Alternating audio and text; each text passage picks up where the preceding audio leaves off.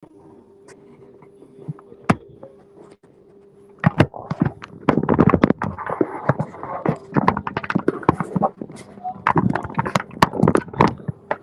one is vocabulary important and challenging. As we know, vocabulary plays a crucial role in learning language because without vocabulary, we cannot understand language at all. But unfortunately, there are challenges, especially in vocabulary usage and vocabulary that began by 1990. The next point is the theory of the language, which is the question theory. This theory tells us that language should be learned in a meaningful way, not in an empty context or just to learn new words. So basically, when we learn language, we also need to learn about the social issue, the society, the experience and culture of the language. The next one is the potential of digital games. As we know, video games are now being seen as bad things for Malaysian athletes. But if we can integrate video games into education, which is what people like, then they will be volunteers, they will be motivated to learn vocabulary. Okay, here are the problem statements. So the first one is English vocabulary learning is challenging and tedious for English language. Uh, Unfortunately, we need to learn vocabulary despite how hard it is.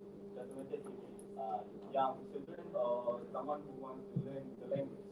The vocabulary is a must and despite being hard. But other than the issue of the language itself, there are also issues with the stakeholders, such as the learners and educators. Learners don't feel motivated when learning the language, and educators know that they are motivated, but they do not have other ways to teach the vocabulary itself. So there is the issue in vocabulary acquisition currently. And last but not least is the limited research on the effect. While I'm doing the thesis, I found out that there are limited research regarding the benefits of video games in education. So basically, there are not a lot to talk about the benefits of video games when implementing it in vocabulary learning. Okay, so here is my research hypothesis, question, and objective. The hypothesis is there is a relationship between story-driven video games and the MPSMP 2020-2024 training teachers English vocabulary. For the questions, there are three, which are what are the factors that influence the training teacher's perception on story-driven video games in learning English vocabulary? What is the impact of learning English vocabulary from the video games on motivation and engagement among the training teachers? And what is the relationship between the frequency of playing story-driven video games and the MPSMP 2020-2024 training teachers English vocabulary learning? For the objective, it is similar but in a form statement, so I want to explain further on that. So, here are my significance of the research. There are three stakeholders I put here. The first one being the training teachers. Training teachers can use video games in doing tutorials and assessment in the classroom so that the topics presented can be more understandable to the classmates. For the lecturers can use video games to teach training teachers. They use video games as a teaching aid for pupils. And for the pupils, they will be more motivated in the classroom and will be more engaged while learning vocabulary. Right. So here are my related past research. So all of these research indicate that video games have a positive impact in vocabulary learning and vocabulary acquisition. But none of these research are made in Malaysia. And none of these are also focused on training teachers, which is the gap for these researchers. And the target audiences of these researchers are mostly middle school and university students. So here is my research design. I'm using 2030 survey, and my population is 102 BM PSMP 2020-2024 training teachers, with 13% being used for pilot study and the rest being used for samples. And this is my instrument used for data collection. I'm using questionnaire and online questionnaire in the form of Google Form, and it is run from this study by Papi. consists of 6 sections and 31 questions, and it is based on technology acceptance model or SAM in short. SAM model has two most important criteria, which is perceived usefulness, to check whether the technology is useful or not to be used, and perceived ease of use, to determine whether it is easy to be used by people.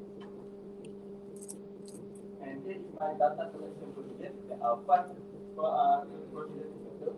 The first one is the questionnaire is being derived from past requests, which is the result that I mentioned earlier. Then it is being sent to the PPI for validity, and after it's been validated, I make the questionnaire being distributed for pilot study to check for the reliability of the questionnaire. After it is being checked that it is reliable and valid, I distributed it among PM training teachers using WhatsApp tools. And then do data analysis. So here is my data analysis procedure. I'm using SPSS 22.0 version, and I'm using 2 types of analysis, descriptive and inferential. For descriptive analysis, I'm using for research question 1 and 2 using descriptive statistics. While for inferential, I'm using it for research question 3 using Pearson correlation. Next. So here is my findings and discussion. As you can see, for the first research question, what are the factors that influence the inclusion? We can, based on the items, voted items based on the mean, is that participants found it satisfying when they are able to understand the storyline of the game. So we can say that when they have a lot of vocabulary, they find video games more enjoyable, and at the same time, they will learn more vocabulary while playing the video game itself. And for the second highest mean, participants managed to maintain focus with interesting graphics. So graphics in video games also play a huge role in attracting participants to learn using video games. As you can see, the mean is not very far off from the first and second highest item. So we can say that it's reliable based on this mean score interpretation made by Jamel in 2015. Right. For the second one is the impact of learning English vocabulary from playing video games. So participants find it that video games attracted because of the interactiveness of the games itself. So the interactiveness of the video games ensure that participants stay intact to learn vocabulary about in the game. And the second one is that participants find it motivational to learn vocabulary using video games. So as you can see, with the mean like 4.45 and 4.41 respectively. The last one is my third research question using differential analysis to figure out the relationship between the frequency of playing story-driven video games and training teachers English vocabulary learning. So we can see that the result shows 2.327 with 2 asterisks. The asterisk shows that there is a correlation, but the data of 2.327 that shows that it is weak. So there is a correlation, but it is not as strong in real life. So basically, it shows that there is little to none relationship between the frequency and the vocabulary learning itself. To conclude my thesis, the 3 main points is that participants find it satisfying when they are able to understand the storyline, which make them more interested in learning vocabulary using video games. The second one is that the impact of using story-driven video games in vocabulary derives from their interactive capability. So they are able to, the interactiveness of the video game attract them to use it as a teaching aid, as a learning aid. And last one is that it is little to no correlation between the time spent on video games and vocabulary learning, meaning that the frequency of their play video games doesn't relate to their English vocabulary learning. Okay, so here is my recommended recommendation and suggestion. Okay? So the first one is video sample. Figure out that 80 participants is not enough to figure out the full potential of video games in English vocabulary learning. So I would suggest a bigger sample for future researchers to see to strengthen the reliability of the research. And for the second one is bigger population. I only include PM trained teachers as my participant, as my population. But perhaps after, if we include other courses, the result will be different. For example, if we include tester trained teachers, maybe there will be more understanding about the language of the games. So there are three implications. The first one is that teachers are able to use video games as a teaching aid in school, meaning that they can just pick and choose games for certain topics. So they do not have to make a new teaching aid every time. The second one is that training teachers are able to use the teaching aid to present topics in class, which will make the topics more understandable and more interactive. And last one, people will find it more interesting to learn vocabulary in class using video games, and it will be more motivational for them. That's all from me.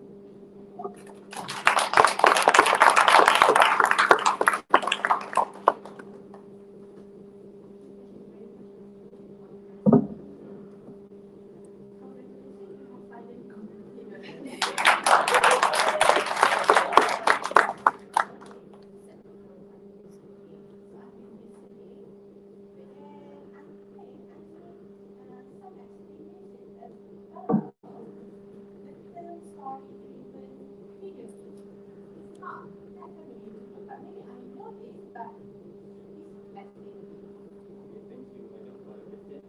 So, video games is a game that is like an application that we can use to interact, right? So, basically, story-driven video games is like a movie which has its own storyline, but we can control the character in the game itself. For example, you can control the main character to do tasks or missions that are available in the game. For example, this character needs to go there to interact with his friend to talk about something. So basically, you're in full control of the game, which is about the interactiveness of the game itself.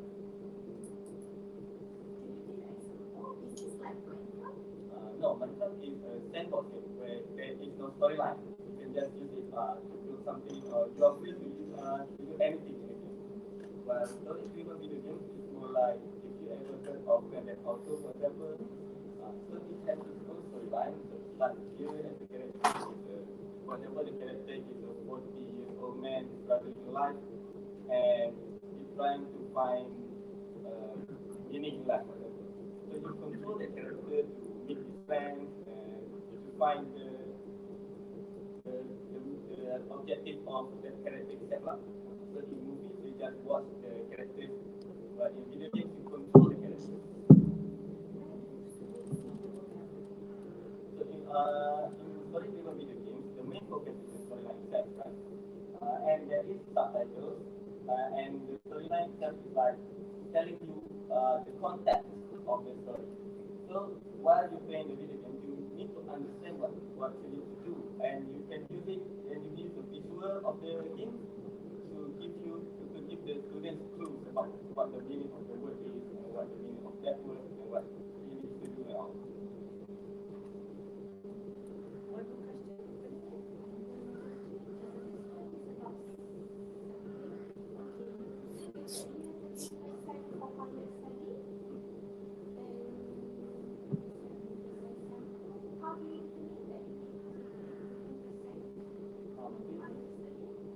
Just on reference, sorry, but I don't remember the reference itself. But it said that pilot study needs to be less than 40 participants.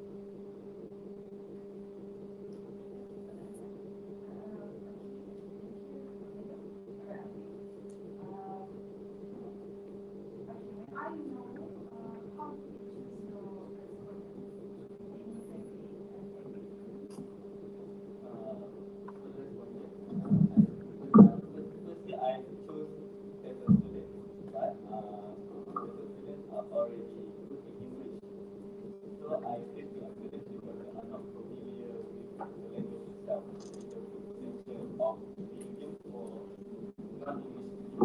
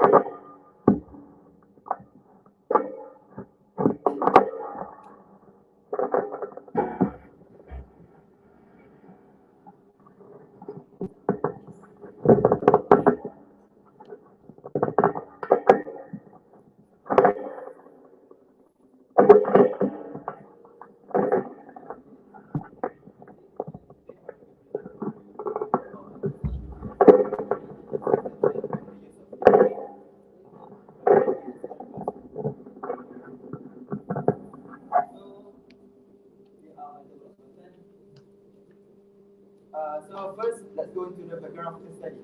Okay, so people say that you won't learn something that you don't know.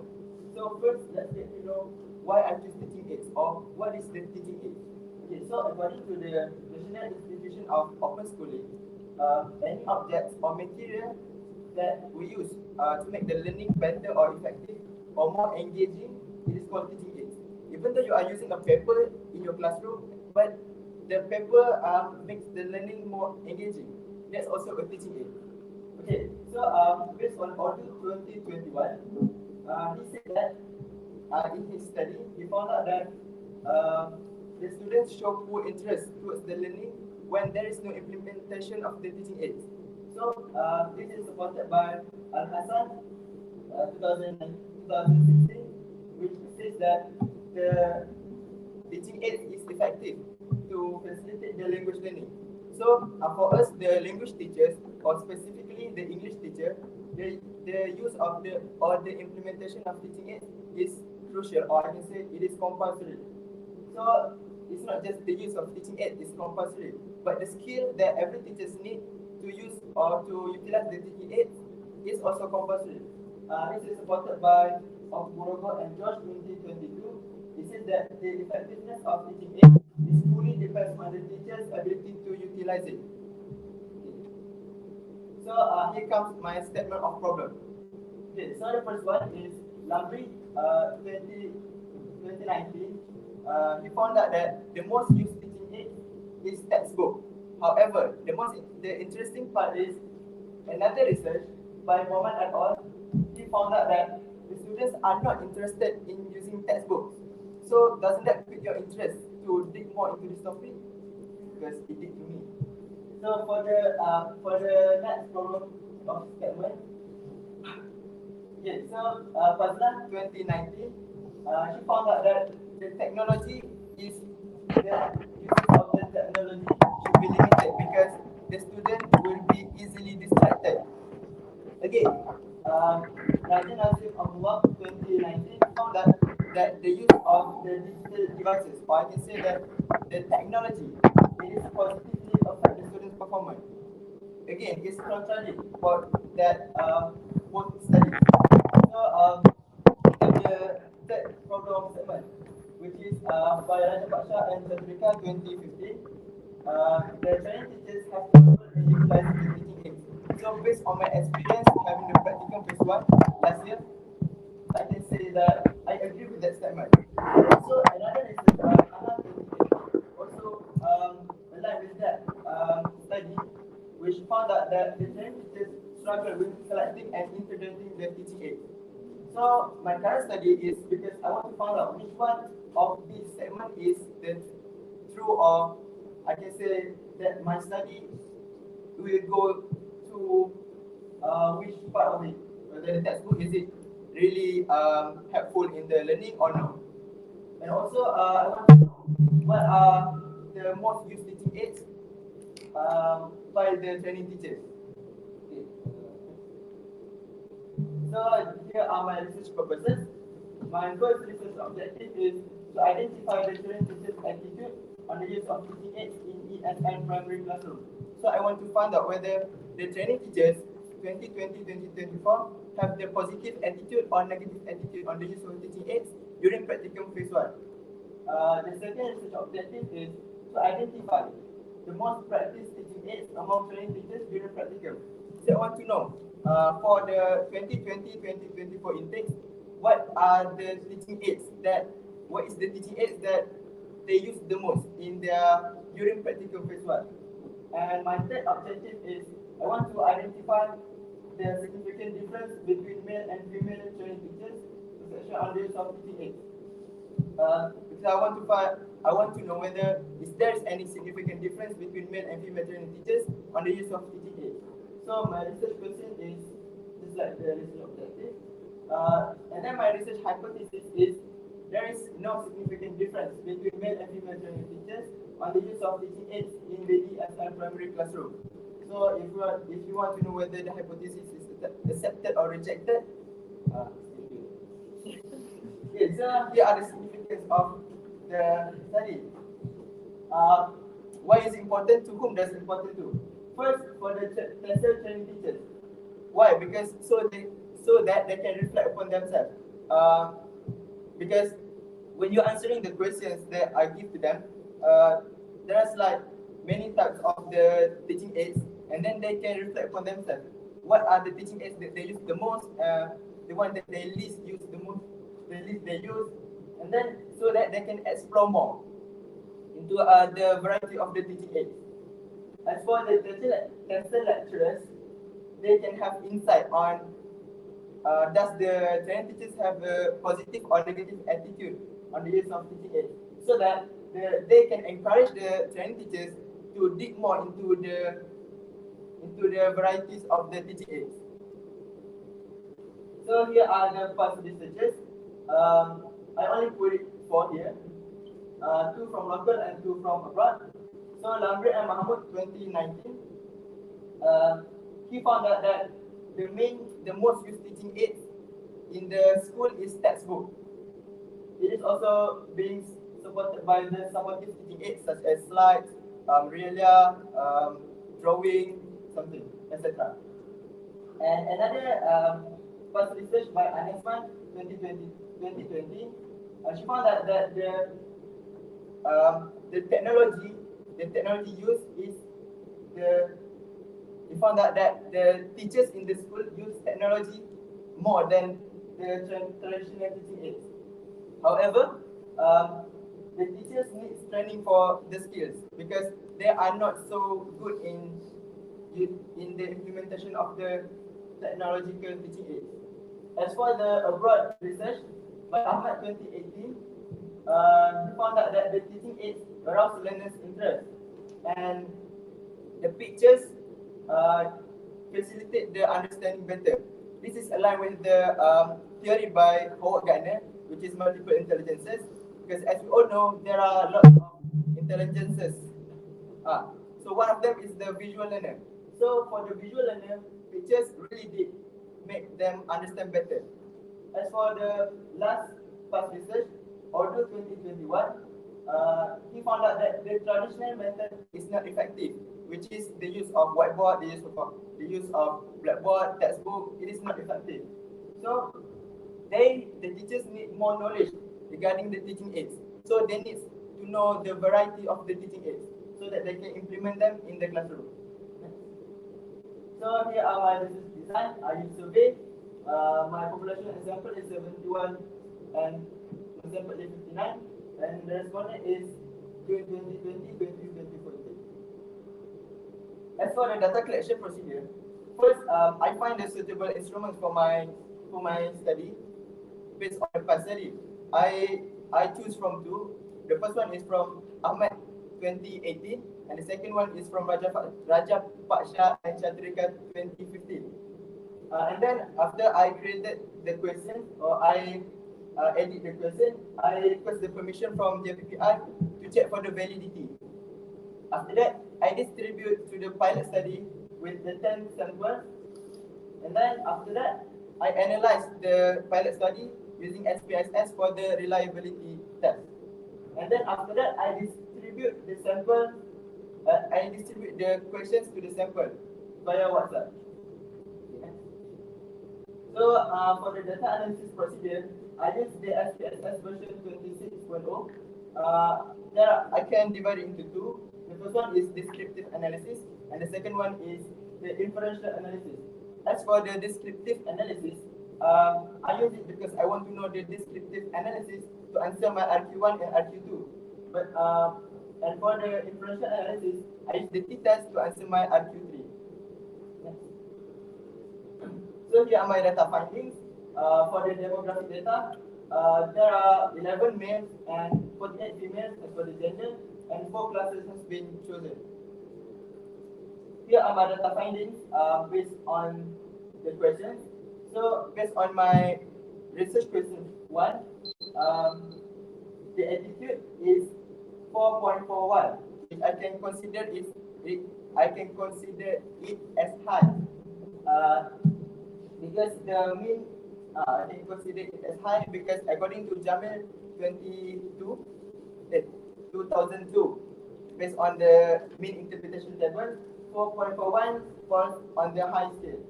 While the second research question, which is what is the most used teaching aid? I found that the whiteboard with the 4.70 mean is the highest. And the research question 3, is there any significant difference? There is no significant difference because the significant is 0.78. It is higher than 0.05, which according to Sky to 2015, there is no significant difference if the significant is higher than 0.05. Next. So as for the discussion, the training teachers' attitude can be considered as high, or I can say that the training teachers have positive attitude towards the use of teaching aids. This aligns with the past research by Awam 1995. We found out that the teachers have positive attitudes towards using teaching aids, as being agreed by 82% of the respondents. For my second research question, what is the highest practice teaching aids? I found that the most used teaching aids is whiteboard. This is also aligned with the past research by Lee et al. He found out that the teaching using whiteboard promotes motivation. So motivation is like the engine fuel for the students, because when you are motivated, you are more focused to learn, you are more focused in the class, you are more engaging. Like you guys know. So as for the third argue, is there any significant difference? So there is no significant difference because according to couple 2018, she found out that the girls are more interested in developing the teaching aids. However, by Kaufman 2017 stated that the men are more creative than women. Valvano 2017 also, on the other hand, found out that the women are more organized than men. So all these characters are the factors that contribute to the development of the teaching aid. So it aligns because there is no significant difference. So in conclusion, the training teacher's perception on the use of teaching aids can be displayed into two, which is the attitude and the use of teaching aids. So as I said just now, the training teachers have positive attitude on the use of teaching aids, and the most used teaching aids is whiteboard compared to the blackboard, to the slides, to the drawing, and the humorous and the realia. As for the hypothesis, so the null hypothesis is accepted because there is no significant difference on the use of teaching aids between male and female. So for my recommendation, so for the choice of samples, I suggest that for the future research, they use more participants because I only use from my batch 71. And then my sample will be 59. So for the further research, they can use more sample. And I only limit my research on this IPG. So for the next researchers, based on this topic, they can use all IPG because they want to know the teacher's perception. And for the method, I use quantitative method because it is because I was because I have the time constraint to do that. So the further researchers, they may use qualitative or mixed method approaches so that they can find more into this topic. And then the last one is for the further researchers, they should find out more about this topic. For example, I use this topic on only for the TESOL students because in RPG we have more than TESOL. We have BM, we have SB and everything. That's all for the recommendation. The last one is the implications. So to whom does this study benefits to? So for the first one is for the journey teachers so that they can be aware of their attitude on the use of teaching aid. And also so that they can express creativity. And then the last one is for the lecturers so that they can suggest different methods for the students to use and they can motivate their journey teachers. That's all for me.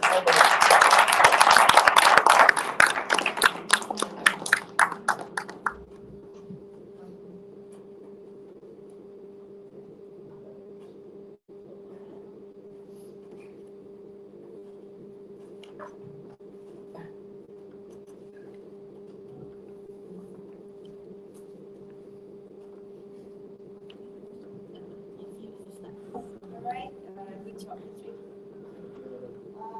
My question is, in your opinion, right, how does use of whiteboard how does use of whiteboard promote motivation? That's a very good question.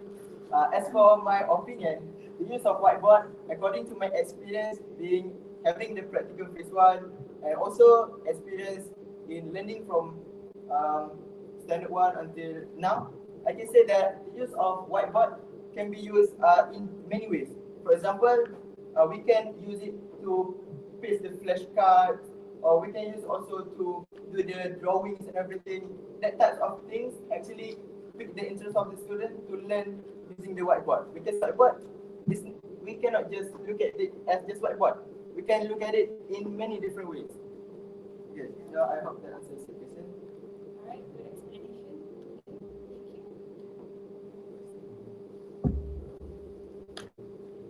I'm interested in the related past research slide.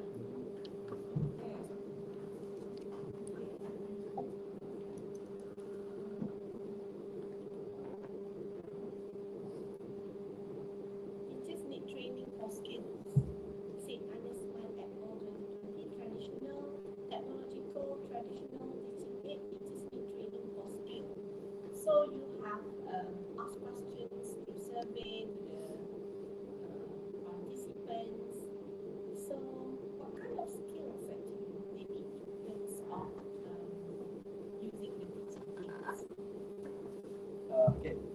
So as for the skills that they need, first they can consider the time constraints or the time limit. For example, I am using this book as my teaching aid, so I have to make sure whether everyone can see it. I have to make sure that I can utilize it so that the time I can limit the time only into based on my lesson. For example, I have 1 hour session, so I cannot use the teaching aids that for example, I have 1 hour session. I cannot use like maybe a board games that are too complicated for the students to learn because it will exceed the 1 hour session. That kind of thing should be the skills that the teachers need to implement the teaching aids. Okay, I understand. I get it. Meaning, trainees need more. Trainees need more training on how to maximize the use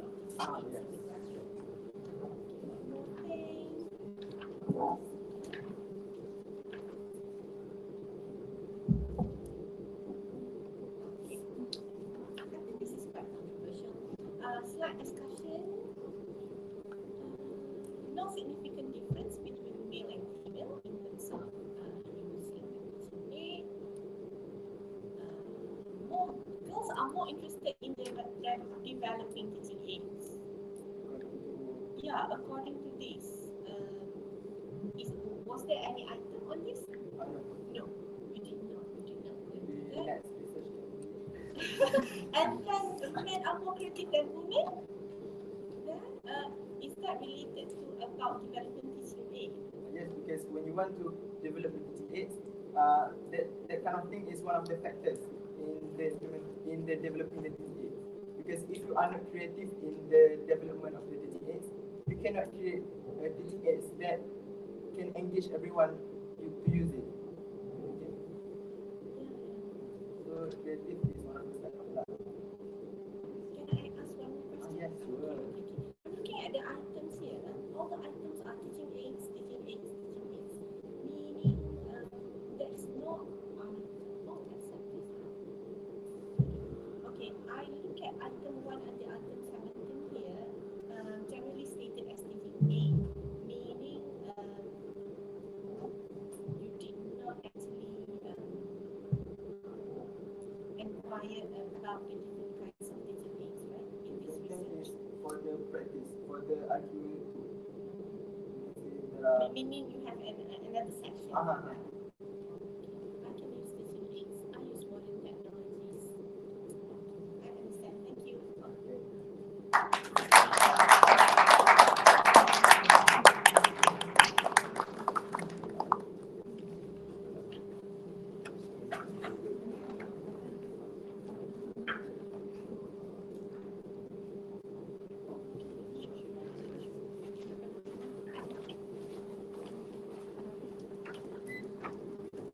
Give us 2 minutes, right? Alright.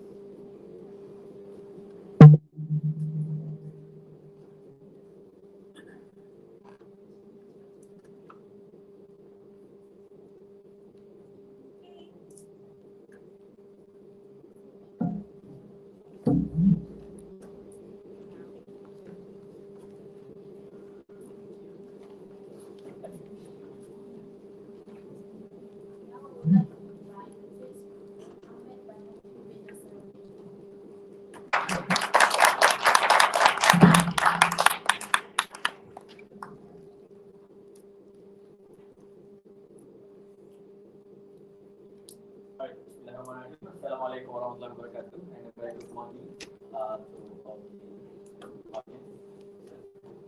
So, my name is Ahmad Rahaki bin Nasaruddin. I'm from Vessel 1, 2020-2024, and my supervisor is Mr. Muhammad Syamsul Zaman Chin Abdullah. Alright, so today I'm going to present about my findings for the thesis that I've been conducted with the topic, the use of educational YouTube videos to enhance the mastery of English grammar among KSMP semester 1 Vessel 22-2027 students. This right. Next, these are my table of contents. Next, all right.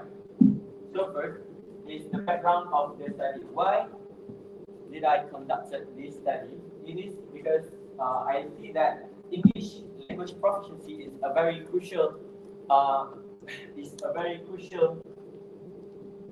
skills that needed for us as the TESOL students, especially for because we are going to teach this kind of skills, the grammar mastery and the grammar skills to the pupils in the school. Alright, so mastering English grammar is challenging. We know that, but it is always there will always be a new method. There will always be a new style of learning that we can use. So there are few researchers that say traditional teaching method may not be enough, but I said I want to elaborate on that. I think that it is okay, it is acceptable, the traditional method, but there will always be a room for improvement. Alright. So another one is the COVID-19 pandemic. It has been highlighted how important it is for us to use a new style, a new way to learn, especially using the online teaching method, the technological method. Alright, so this study aims to contribute a new findings on how we can learn one of the English component skill through digital technologies. Alright. Next is the statement of problem. Why did I conducted this study? Is because when I go through the past research, there are few research talks about the use of educational YouTube videos. There's no educational in the topics, but they're using YouTube videos to enhance the mastery of grammar. I think there are one research by I'm going to talk about that later. Alright, so there are gaps that I want to fill, especially because when I do the reading on the past research, there are few about this topic, especially local research. Alright, so another one is the pandemic, how it impacts the current education pattern in our country from the traditional way to a new modern style. Alright, next. So these are the research objectives where I want to evaluate the effectiveness of education YouTube videos in improving or enhancing the PISMP Semester 1 TESOL students' mastery of English grammar. Next one is to investigate the attitudes and perceptions of the participants towards the use of educational YouTube videos for improving their English grammar skills. Right. Next. Okay, research question. This is my research question. How far is the effectiveness of educational YouTube videos? And what are the attitudes and perception? How are they reacting to the new style, new methods of learning, and how does it improve their mastery of grammar grammar skills. Alright. Next. Okay, so for the significance of the research, the significance of the research lies on its potential to provide insight into the effectiveness of using educational YouTube videos to enhance the mastery of grammar, of course. So this can provide a useful findings for the lecturers, for the teachers, and even the IPGM higher administrator, for them to come up with a new curriculum that can provide a better or a new style, the technological style for language learning. Alright, so it contributes the improvement of language education program and the overall quality of English language teaching in Malaysia. Right. Next, these are the related past research. So the first one is Al-Mosawi and Lima. These are the research that I talked about. The only one that talks about effectiveness of using YouTube videos in grammar. at their university, University, and the other research talks about using YouTube videos for learning tools, the factor of using YouTube as platform for English language learning. There are also few research talks about how using YouTube to enhance the chemistry uh, proficiency, chemistry proficiency for chemistry subject, but I'm not including the research in here. Alright. Next, also about the past research from Jalani Sembering, these researchers are from the neighbor country, Indonesia. Okay, to the previous.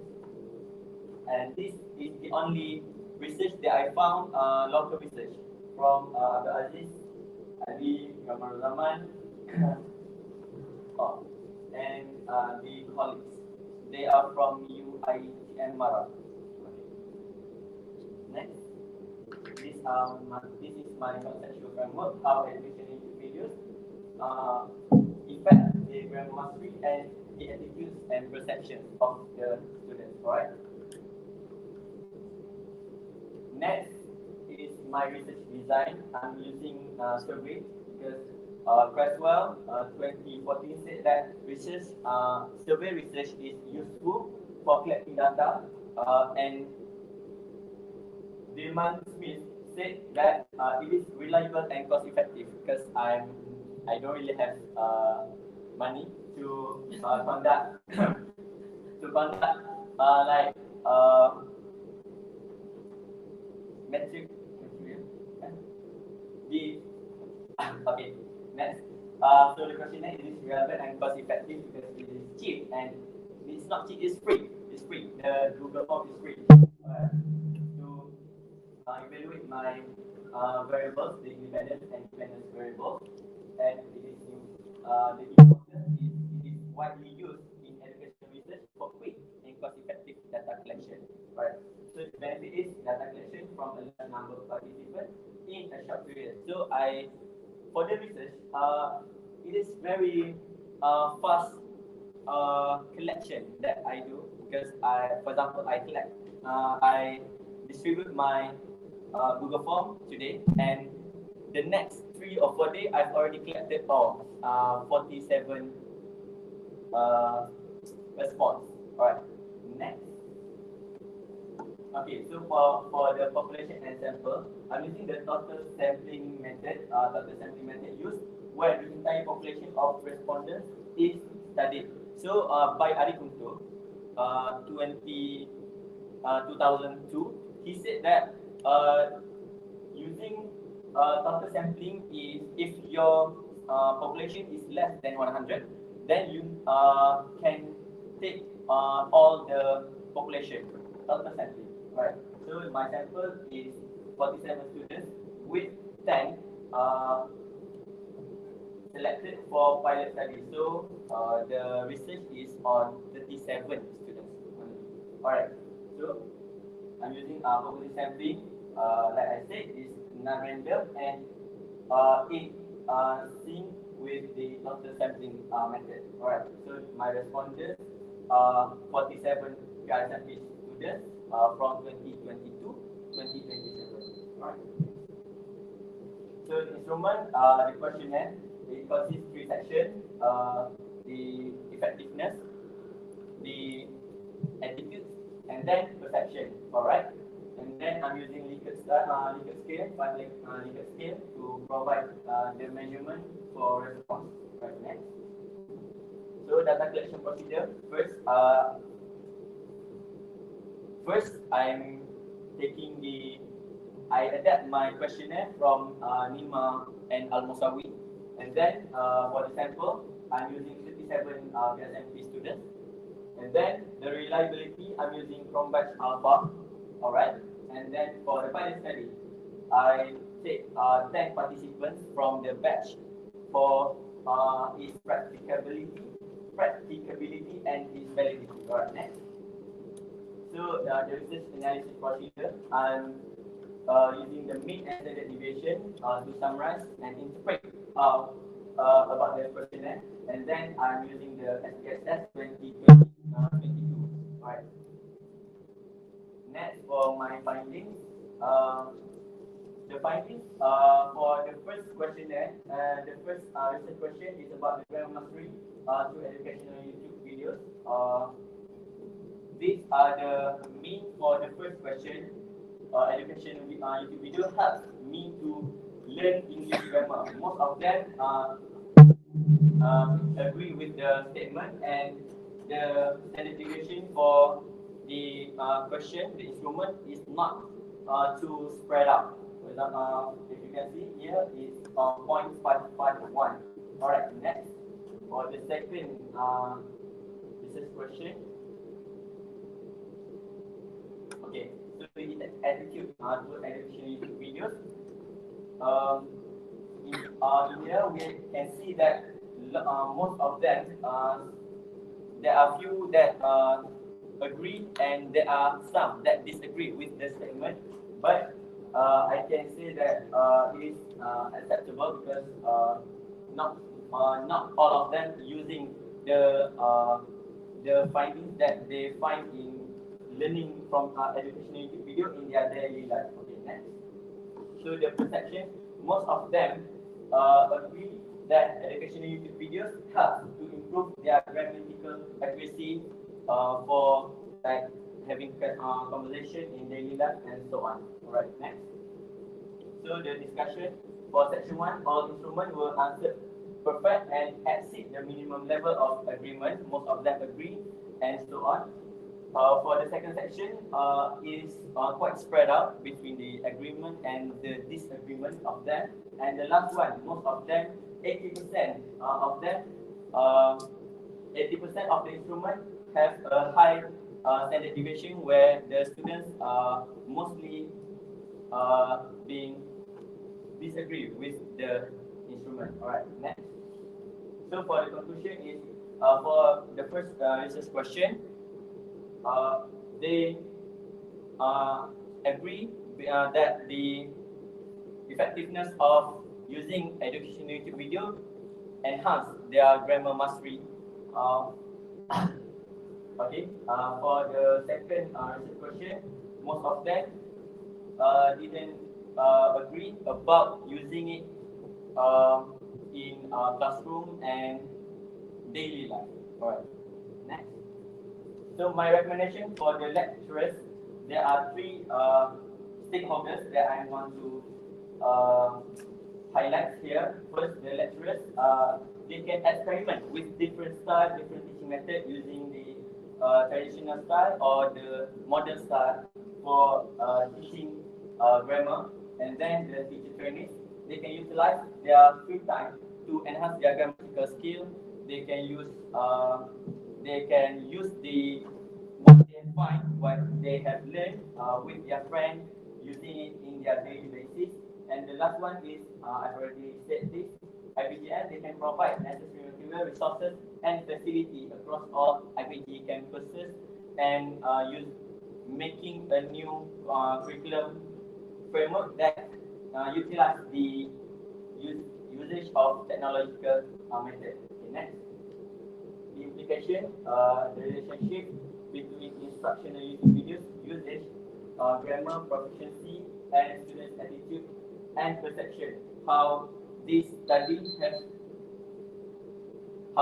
has already shown me that there are relationship between my dependent variable, which is the usage of educational videos, with the how it improve, enhance the grammatical mastery the students. Okay, next is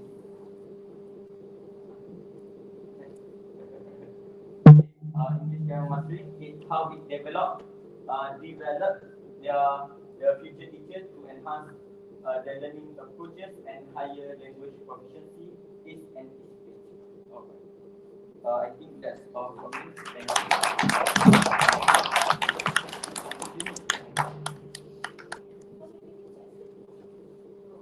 Not even a minute. A lot of comments, not many questions to help you.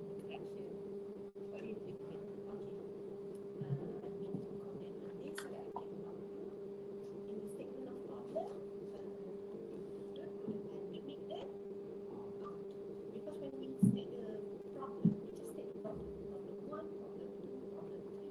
What is the problem with the mastery of English grammar? Because there is a problem with the mastery of English grammar among PISMP semester 1 CASA. Therefore, we suggest the use of educational YouTube video. And then, can you explain a bit on what do you mean by educational YouTube videos? Alright, so we already know. First, Madam asked a very good question. Thank you for that. So, what does it mean by educational YouTube videos? We already know about YouTube videos. There are videos on like clips from movies. There are videos on playing games. There are videos about everything on YouTube. But there are few videos that talks about education. For example, teaching grammar, for example, and teaching about Do we consider National Geographic as educational video? No? Yes? we consider everything that enhance someone's knowledge. For example, I don't know about for example National Geographic. Yeah. I don't know about what is a tiger.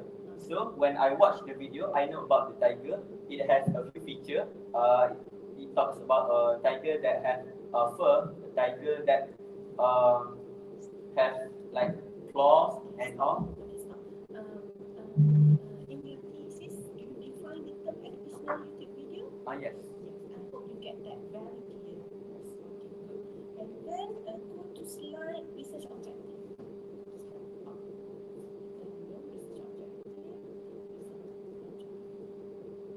Okay, here. By Haki, you research objective number 2, you separate.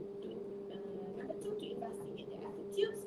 Number 3, you put the perception down to investigate the perception. Okay? You separate into 3. So you have 3 research questions. Oh, Can somebody take note of this? Take this note for him. Okay? Because he should be listening to me. Okay? Thank you, friends. Okay, go to research question. I think this is not quite right. How far is the effectiveness? This needs to be replaced. We don't know how far. Okay? This needs to be replaced. And then here you should have 3 research questions again.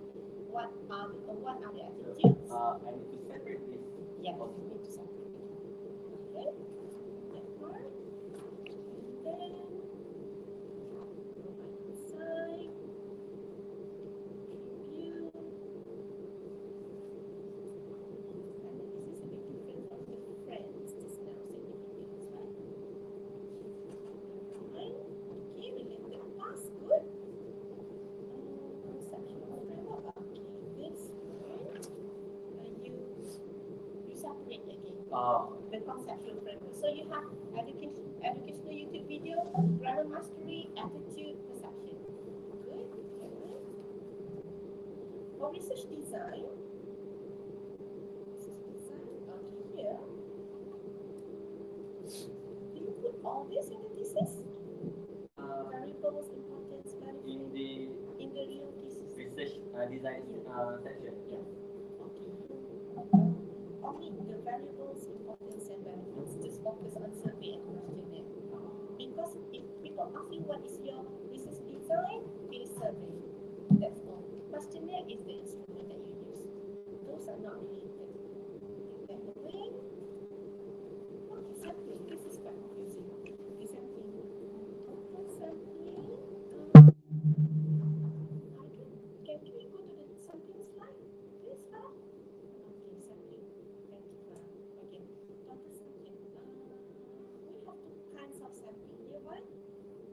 What is the upper one for and what is the lower one for? Because I don't understand. It isn't aligned.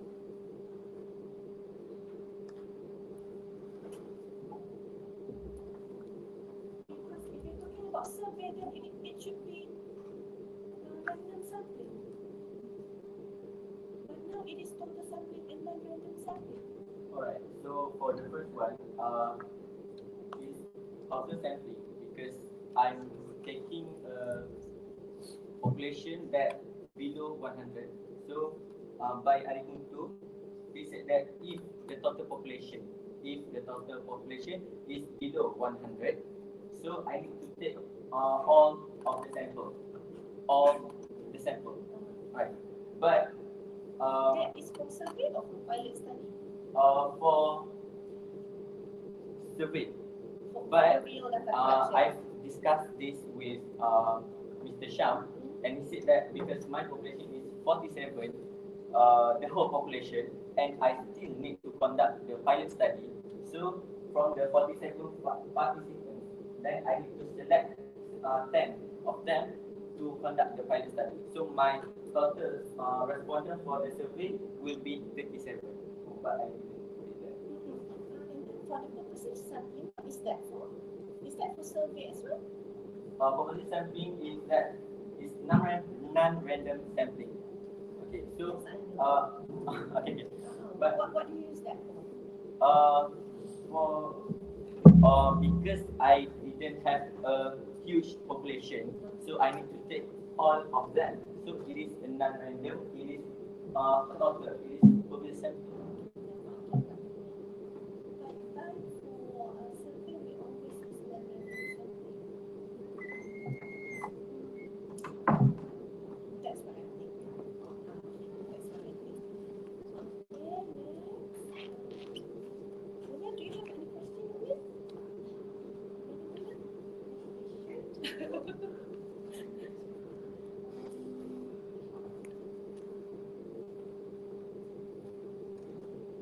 Alright, perhaps I just want to hear from you your personal opinion on this.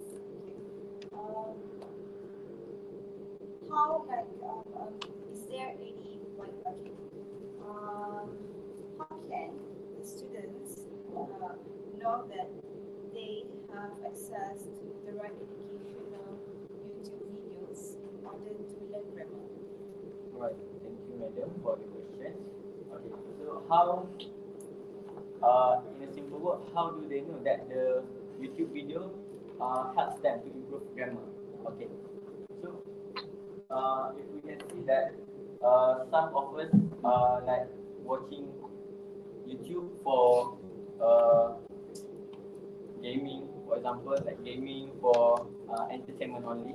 But some of us like if when we watch a video that uh, that when we watch a video regarding our subject, for example, the PP, they are learning about grammar, they are learning about literature, they are learning about all components in English. So they are using the YouTube to make sure that they get the precise info about the grammar mastery itself. So, for example, they are more using the YouTube for uh, finding how they can improve their English grammar, how they can improve their vocabulary and their mastery in English generally. Okay, thank you. Madam, madam. Okay, I think that's all from me.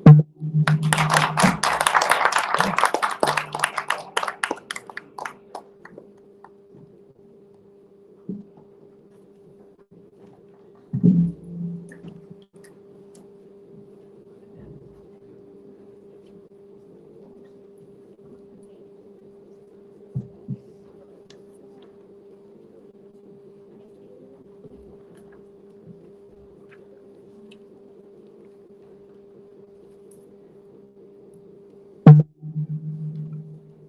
I would like to invite the first speaker and present with our results.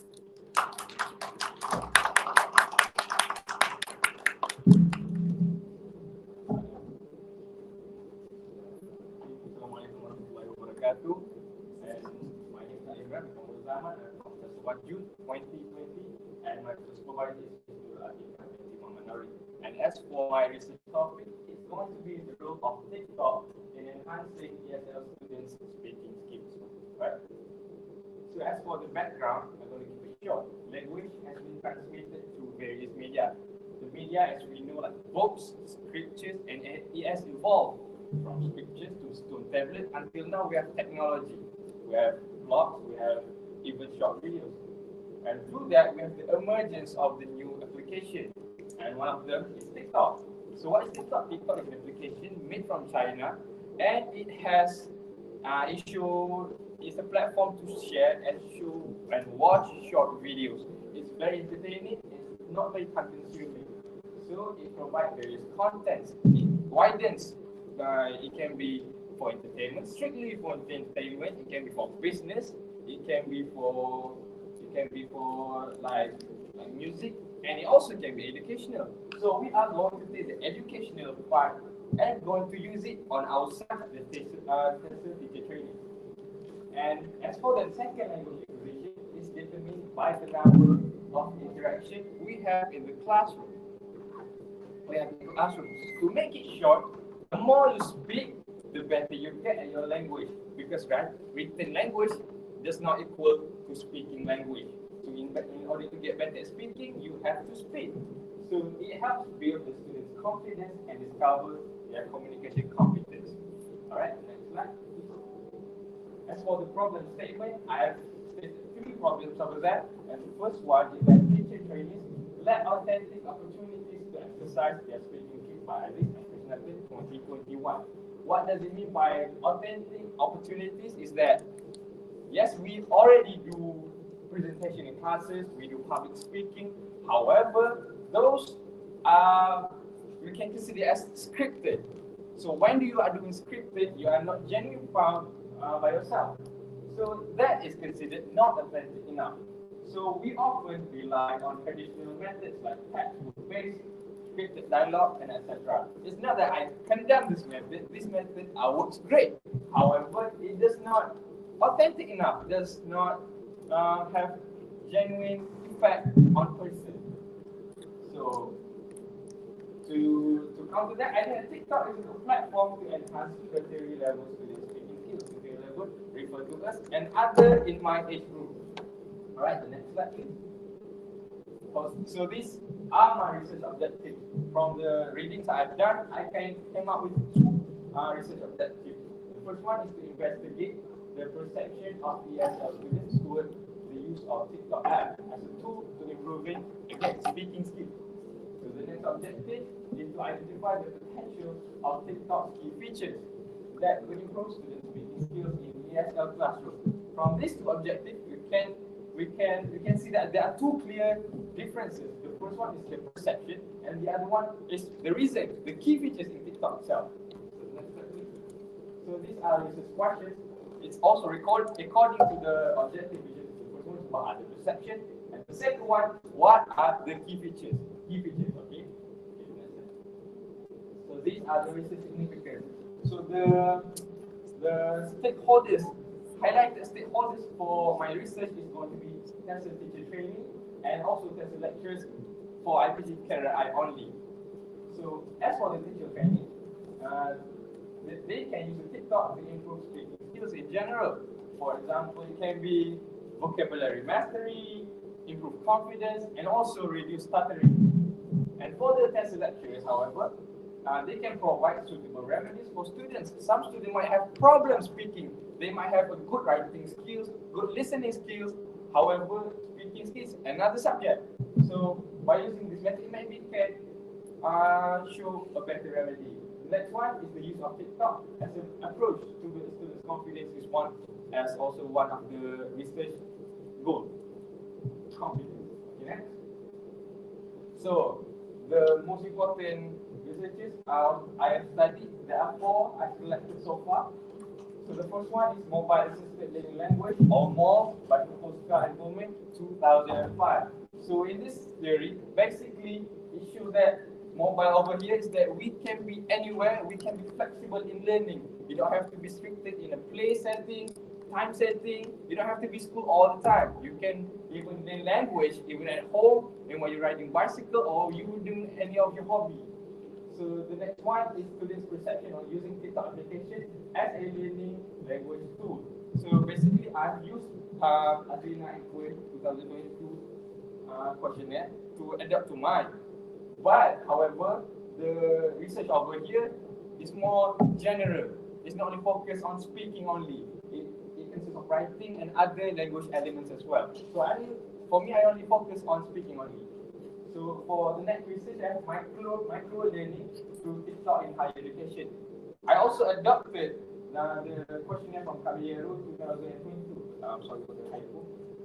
The questionnaire is about the key features. It's like I said before in higher education. However, I'm going to restrict the sample only to the juniors. So the last one is constructivism theory by Vygotsky, 1978. So we can see the TikTok is when you voluntarily record the video, voluntarily do the video. So when you construct the knowledge, it will be more meaningful and have more bigger impact on the students. Okay. So for the research design, I concluded the best way for me is to use quantitative method, which is the questionnaire survey. I adopted from the past research, like I said before, 2 past researches for that. And I use 5-point Likert scale to have a more precise and accurate data. And for the population, I chose 126,000 students from June 2020 intake. They have 6 classes, which is kind of big population. However, according to Chris and Morgan table 1970, I only need 97 for my research. And for the instrument, like I said before, in the past research, the first one is the student's perception of using this application as an English learning tool by Alina 2022. I used the questionnaire to answer my first RQ and my learning to in higher education by Caballero 2020 to answer my second RQ. So my instrument consists of 3 main parts. Section B is demographic, very general, and section B is students' perception, which is to answer my first RQ. And the third one is to answer my RQ, which is the key features of TikTok that help them. So as for the procedure, the first one, I adopt the question. Second one, I will get the approval from the supervisor as well as JBB. So after my supervisor approve my questionnaire, I then distribute the Google form link to the respondents for the pilot study first. For the pilot study, I only take 30 students and 27 students, and I use the probability sampling method. Why I use probability sampling? Because due to the random nature, it will helping my research to do not have any bias from me, the researcher, because due to the random nature. And after that, I conduct the reliability test using the alpha in SPSS, and from the result, I got quite high result, which is 0.9. And after that, I move on to the next phase, which is the data analysis. For the data analysis, to answer both of my research questions, I only use descriptive analysis due to the non-relation between those RQs. I only use the descriptive analysis. And to help that, I use SPSS model 22.0 to calculate the data, to get the statistics, and even do the table for me. And descriptive analysis was chosen for me to summarize the data, the highest mean, the lowest mean, and it also can provide me the conclusion about the data distribution. And finally, it might not be big, but it helps me to detect errors. During the research, I did not find any errors, but descriptive analysis can help other researchers to detect errors as well. So these are the means for information scale I took from the Ethnic Responsibility University by. So you can see here the low mean recorded is 1 until 2.33, the moderate is 2.34 until 3.7, and the high is considered as 3.66 until 5.0. So according to the table, I came up with the findings. So to answer the first RQ, the highest mean recorded is at item number 5. You can have improved gestures, expressions, and speaking intonation. And the mean recorded is 4.36, which is considered high according to the table we see before. It shows that the students show positive perception of TikTok in helping improve gestures, expressions, and speaking intonation. However, the lowest mean recorded is at item number 10, which is at 3.94. This is relating to critical speaking skills. Even though 3.94 is the lowest, but according to the table I've shown you before, it's still considered high. So to conclude my finding, it shows that majority of the students agree that TikTok gives them positive experience as a English learning tool. So the next one we have to answer my second RQ, the key features. So the highest mean recorded was 4.43 in item number 3. TikTok's for you page. FYP can help me obtain the latest information. Everybody knows that FYP is the fastest way to get information, and the result is shown in the data. From 43, typo. So it shows that all students have positive perception on FYP key features. And the lowest mean recorded is 4.10, which is still at the number 4, which is considered very high. Which is at TikTok linking skill feature. Lip syncing feature can help me improve my pronunciation. And to summarize, in this statistical analysis, to summarize, it shows that majority of the respondents agree that TikTok key features, these two, give them a positive experience in expanding their vocabulary, reduce stuttering, and also boost their confidence. Okay, next. So these are the recommendations I would like to give to future researchers. So the first one, of course, the increased number of respondents participated. Even the 126 is still considered high. However, I used only cohort June 2022, which is very restricted. The next research you might expand the sample to the other courses like DM, etc. Or even other cohorts. So the next one is expand the data acquisition to campuses other than IPG. So for those who have contact with friends from other IPG, you can use the method as well to make the data stronger, to have a stronger data finding. And the next one is use another research method. For my research, I've used quantitative method. So the next researcher might able to use qualitative method, to use like interview method or like experimental to get more precise data and even get closer to the respondent. And the last one, of course, I would like to educate and tell the students to use TikTok. As you can see, my research finding have found that high mean and majority also agree that TikTok can be a good tool to learn English and improve speaking ability in general.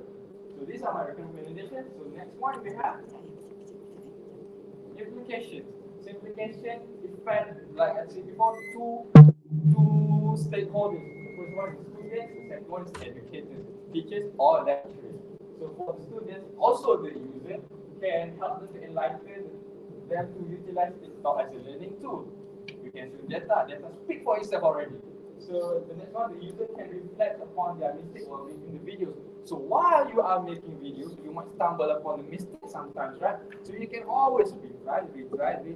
At the same time, you increase the time you speak. Like I said before, the more you speak, the better you will get. And the last one, features can help users improve their speaking skills and confidence. It's basically related to the second point. And for the educators, the lecturers and teachers can use TikTok videos to introduce new topics during the induction. Why is the induction? Because it's very short, it's very entertaining, and it can catch eye of the all students. Visual learners, auditory learners, everything will be focused on that video. Okay, we have come up with a conclusion, so I can summarize that the IFPG continues to test students of IPG KDI provide positive feedback regarding the use of TikTok in enhancing their speaking skills. And majority of the participants are having opinion that watching English-related TikTok videos and making some, remember, can help them refine and get better of their speaking skills. That's all from me. Thank you. I'm open to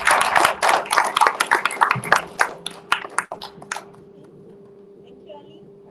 Very clear for me. Okay, I have one question about the instrument. Can we go to the instrument slide? Okay, I noticed that you are using the word adopted. And then you have from Azina, and then you have from Cavalero. Can you explain to me developed. Or in this case, when you say adopted, the indicator is that the connotation is that when you use the word adopted, you are taking it. You take it from Azlina and then put it maybe in section 1, and then you take it from Caballero and put it in section 2. Is that what you did? Yes, I did. Okay, you did that. Okay, so But there's a difference. Like the first one, let's say the difference. But for me, is to improve speaking skill, and the Azlina has it to improve writing skill. but you did not change any of the items. I think not, but the result, yes. Yeah, it's yours. I'm talking about the instrument only. So basically, if the item number 1 say this, you change even a single word, you take everything and put it in the questionnaire, right? Correct? Maybe 90%. Okay, if you change Ali, then you cannot see you adopted. You must use the word. You must use the word adapted. Maybe typo. As you are presenting, I'm taking this opportunity to share the knowledge and make correction as well to everyone here. Okay, so I'm telling you, Ali, be clear about this. Both are correct. We as researchers, sometimes we adopt everything because it suits our objective and research question, but sometimes we need to adapt. So if in your case you adapt, put it as adapted, and then in the chapter methodology you explain how you adapt, from what to what, how many percent. For example, did you change the term only in each item, or did you change the whole structure? That is about adapting. That is the whole process of adapting. So is it adapting or is it? I think it's more adaptive. Yeah. So when we adapt, it is very important to get the pilot study correct. Okay, because if the instrument is not valid, then the finding is not valid. That's for me. Do you have anything? Alright, so did you run the reliability test for your question? Yes, it's from the alpha. I forgot to mention that, but I did. So mind to share the data that you got from the test? Data like before 0.9. You said before that the most reliable is 1, right? 1.00. Everybody knows that. 1.00 is the most reliable, and I've got 0.9, which is still considered high. So due to that, I was confident to go to the next step, which is to conduct the survey, to give the survey. Alright, so yes, as for the carbon alpha, it must be greater than 0.7. Alright, okay, so I guess that's all from me. Can I ask you a question? Sure. Okay, this is for data findings, like 13 please. Like 13 please. Because I find this interesting. I want to know more. Which IQ had it? 13, slide 13. Okay. 13, Farah? Okay. Okay. Thank you, Farah. Okay. When you put the number 3, number 2, what do you mean? Item, number of items. Number of item in that section.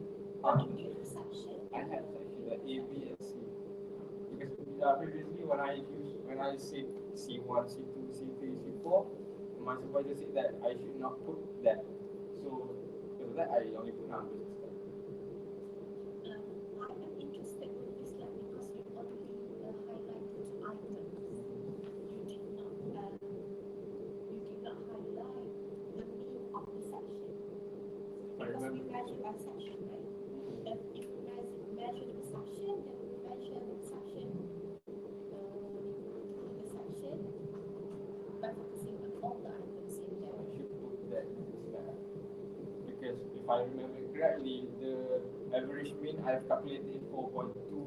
When you talk about average mean, you are referring to the average mean for the whole section. Only section C only. Okay, good. I think you are on.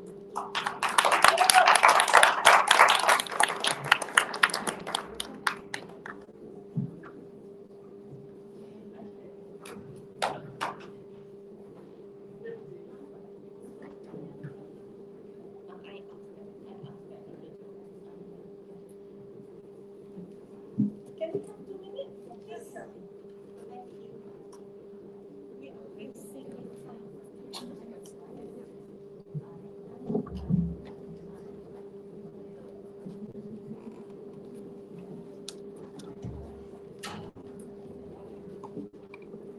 My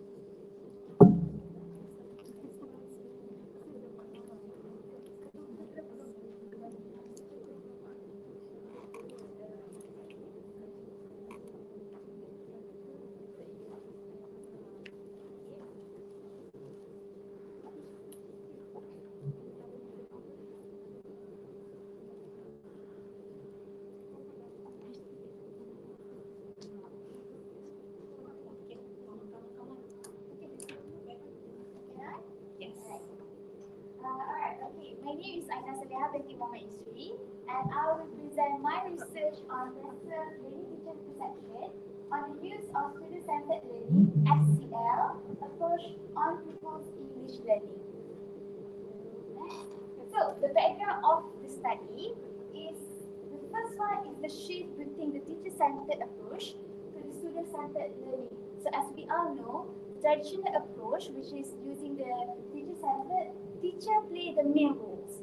It all revolves around the teacher. However, when there is a shift to the student-centered learning, the focus become on the student, whereby teacher serves as facilitator in the learning process. But there is a challenge on adopting the student-centered learning, in which the teacher continue use of the traditional method because lack of knowledge on what is student-centered learning itself. And this is why the teacher should analyze their teaching approach to give students the opportunity to express their view and to involve in the learning process. So that is the background of the study.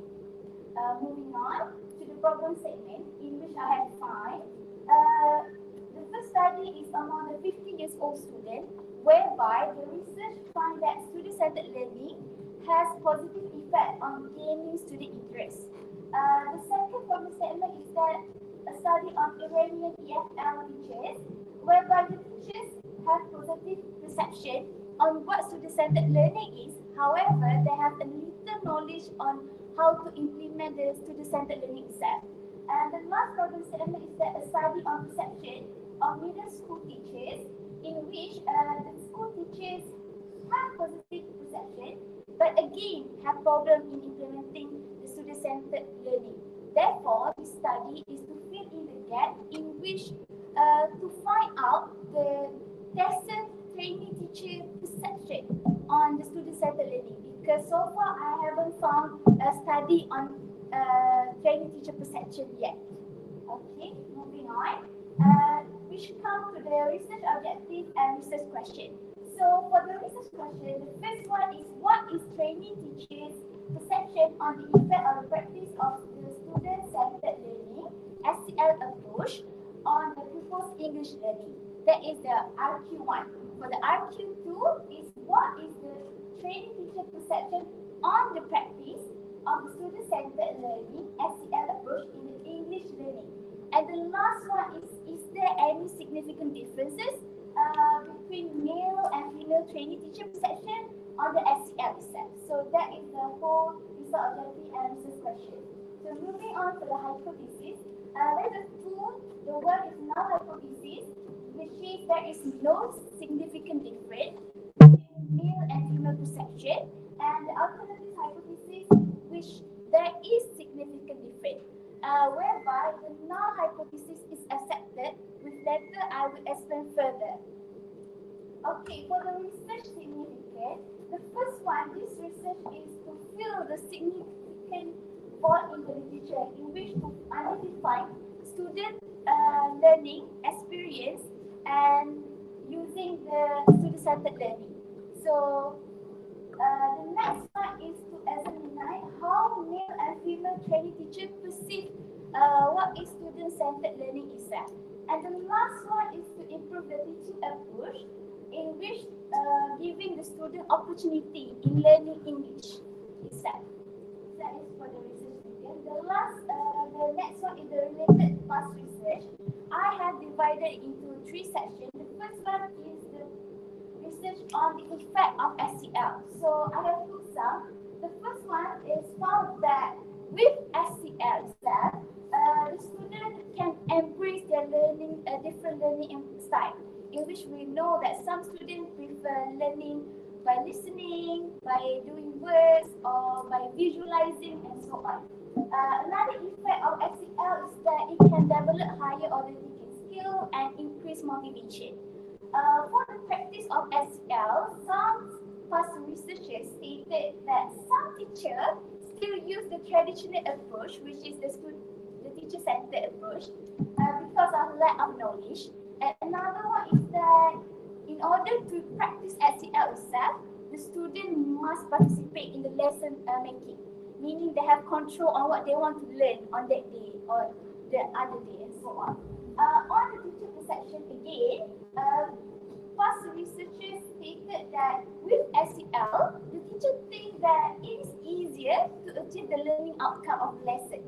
And the last one is that with SCL, there are many activities can be included in the learning of English language, such as role-playing, games, and group works. Next.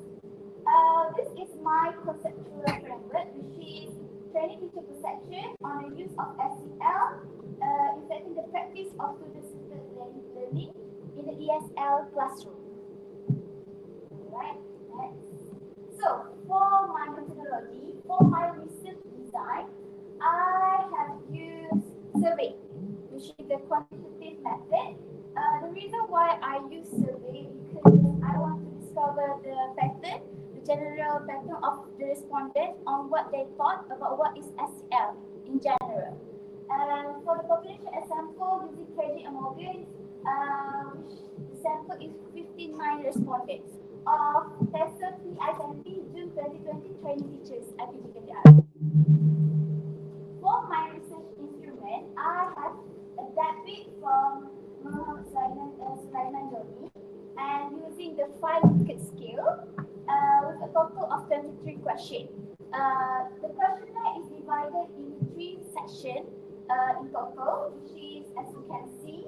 And I also have conducted the pilot study before the actual data collection, in which for my pilot study I have gained 0.894, which is according to the statistic how to is good and reliable enough to collect the actual data collection. Okay, next. So this is my data collection procedure, in which as you can see, we proposal first and then give me the pilot study, in which I have share my link through WhatsApp to the respondent to answer. Okay, for the data analysis procedure, I have used SPSS to gain the whole data analysis, in which I have used descriptive analysis to find out the findings for my RQ1 and RQ2, and then interpret it using the mean value interpretation tables. And I have used inferential analysis to find the findings for RQ2, RQ3, which is using the t-test. Right? Okay, so this is my data finding for RQ1. As you can see, the highest mean is for the item B40, which is 4.39, in which from this I can say that most respondents positively perceive that the pupils are informed on the classroom room before the English lesson, in which this is supported by the past research that mentioned that with the implementation of SEL, the students are more aware of the classroom management and making the English learning itself easier because they participate in it and they are aware of how to manage the class. And overall mean is 3.95, in which from this we can conclude that the lesson training teacher has positive perception on the overall effect of the SEL approach. For the next data finding is RQ2.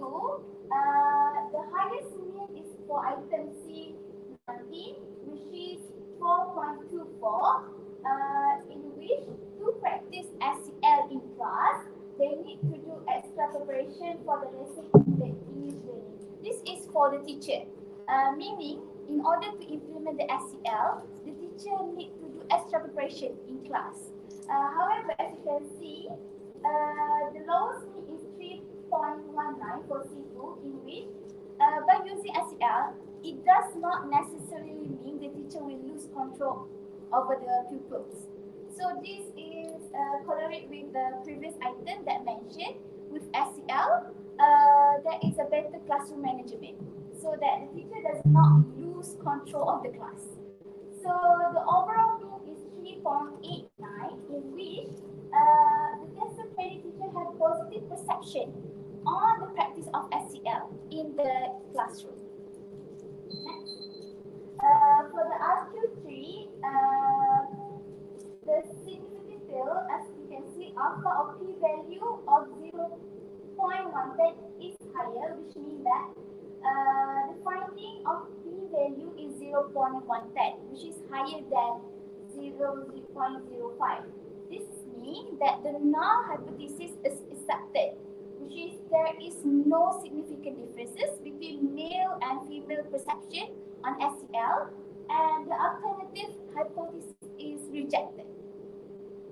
Okay, for the conclusion, I have mentioned earlier that so generally the training teachers have positive perception on the effect and the practice of SEL on the pupil English learning, and there is no significant differences between male and female training teachers.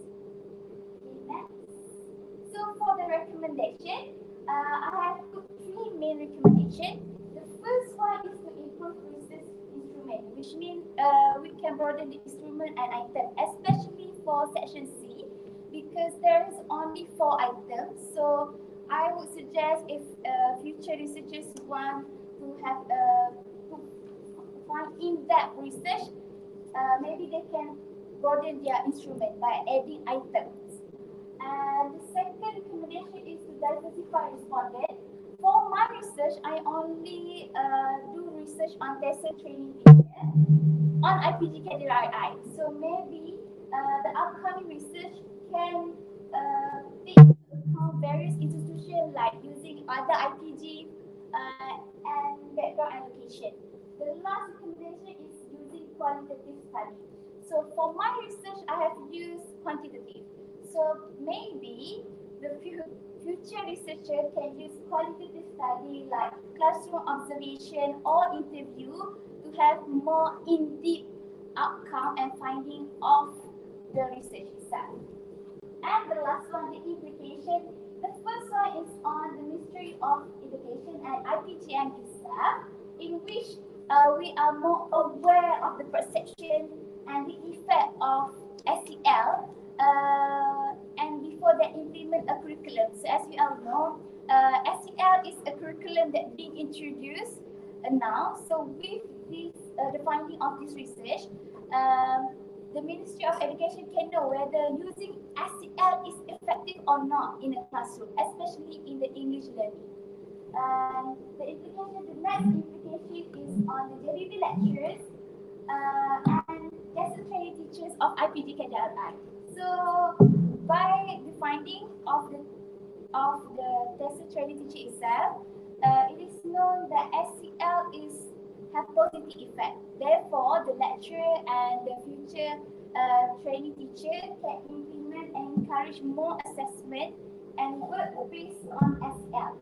And the last one is on the school teacher, which is having more understanding on what is SEL and the effect, so that they can foster a positive learning environment and feel more encouraged to use SEL in their teaching and learning session. So I think that is all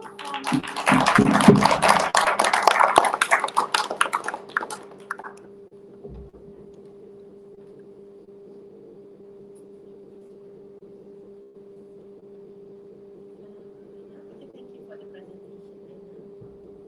Okay, could you please explain the difference between RQ1 and RQ2?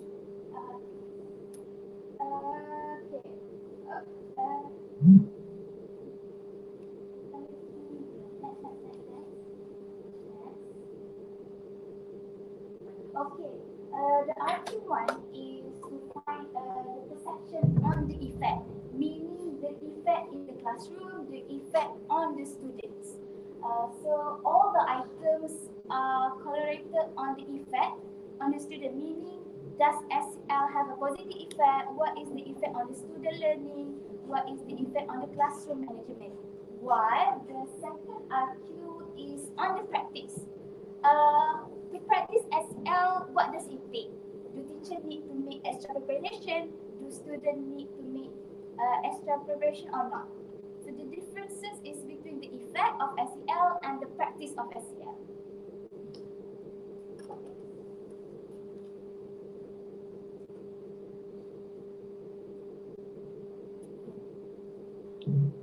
Can we go back to your research instrument slide? Okay. You have put there pilot study together with reliability statistics. Okay. What is pilot study actually in your own words? What is pilot study actually? I think pilot study is to test whether the instrument is valid or not. Basically, it's the first first test that we do, so that let's say the outcome of the pilot study is not good, or maybe it's not acceptable. Then from there we know that there is something wrong with the instrument, and we need to make changes and amendments before doing the data collection study. So I would say pilot study in my own word is as barrier, so that before in case if we do not do pilot study, meaning there could be problem in the actual data collection. So pilot study would be for me is the first barrier.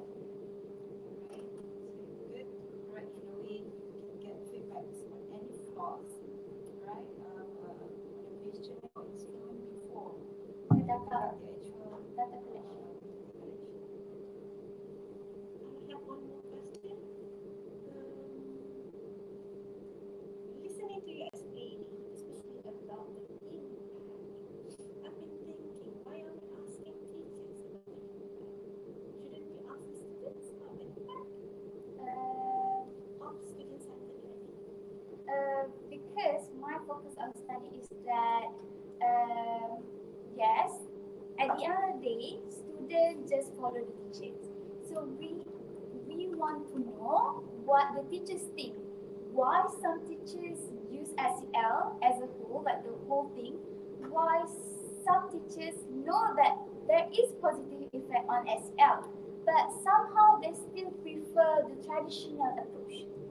So this finding, this research is to find out the teacher perception on why they think so, and it is more to give the in-depth finding to the teacher so that they can see there is a positive effect of SL. Maybe we can encourage them to use it because they are the ones who implement it in the English learning classroom. Yeah, so that will be my answer. Thank you.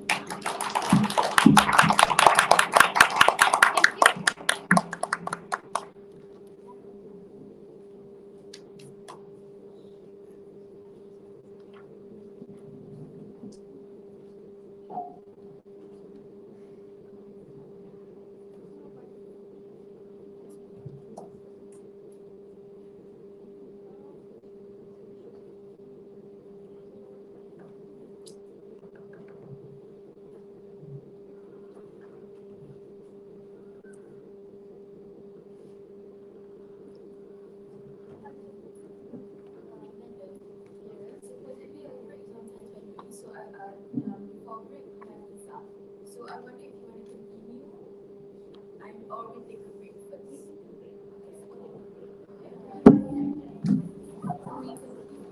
We see you at Supposedly 10:40.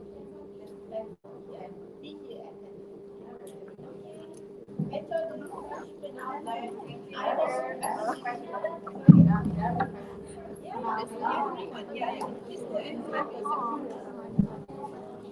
was free flow of tea, coffee, quick.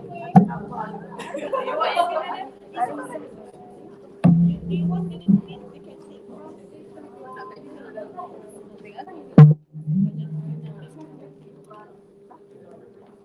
Bye, madam. Fine. I have used scan the QR code. I already scanned it.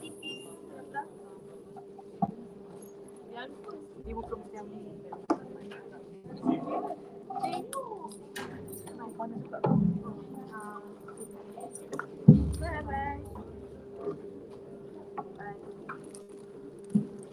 First down.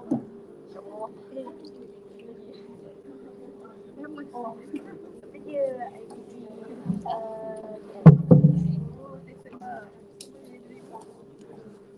kau nak tahu aku simpan kau dah betul ke belum tengok dulu. Oh. Aku tak tahu dah pergi aku.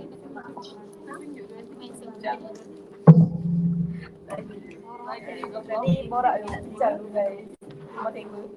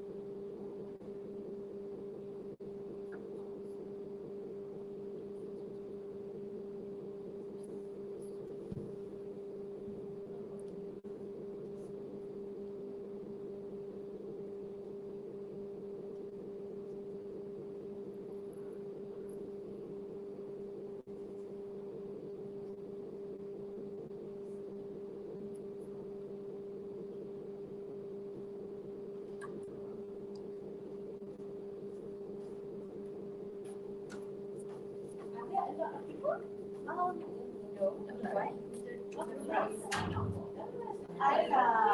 You got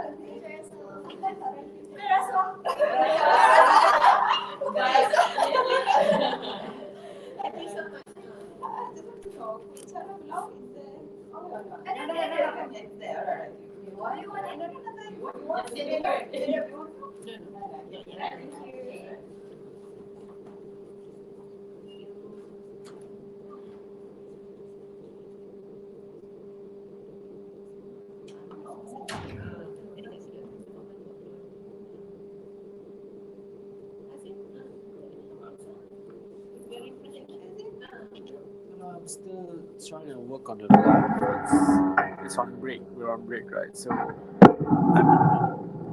think I'll just take the picture around the room. Is that okay with you? It's still on. Yeah. Focus on that.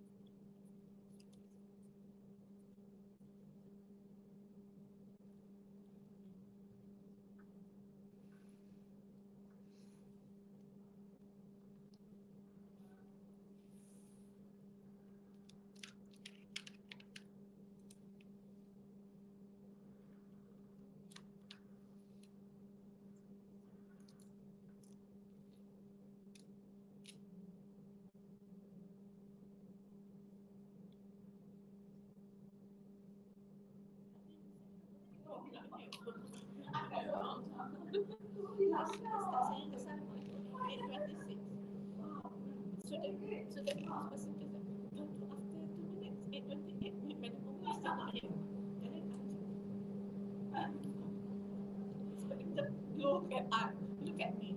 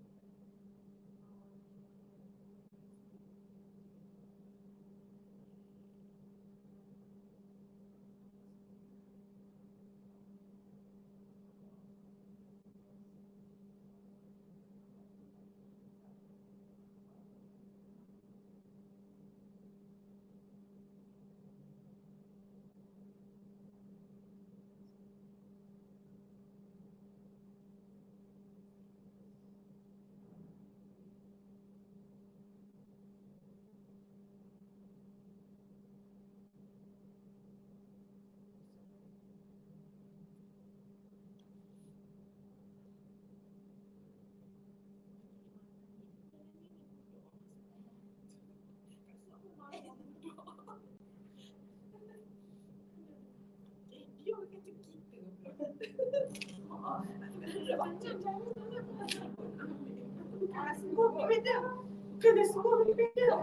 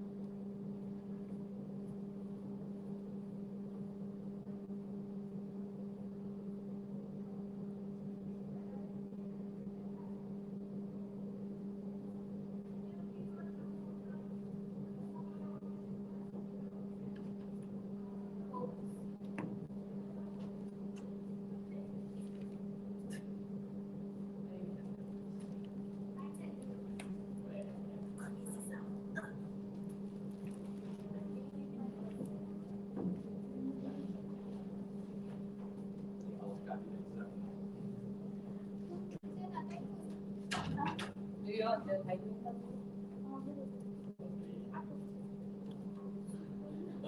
Everybody? Yes. Very good. We are all sponsored by JBB Lecture. Thank you. Oh my God. By semangat buat research. Alhamdulillah. Thank you, madam. Our pleasure.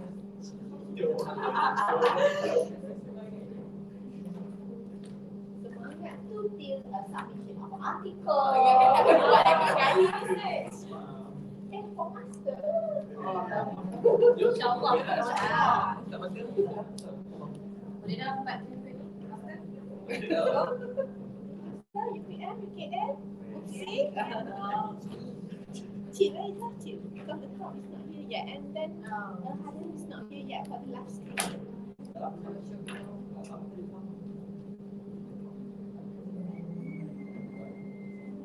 Hello, dear. Oh, you asked today.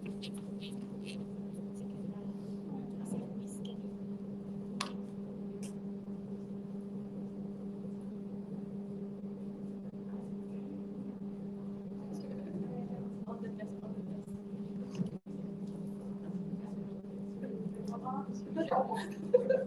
Hi there.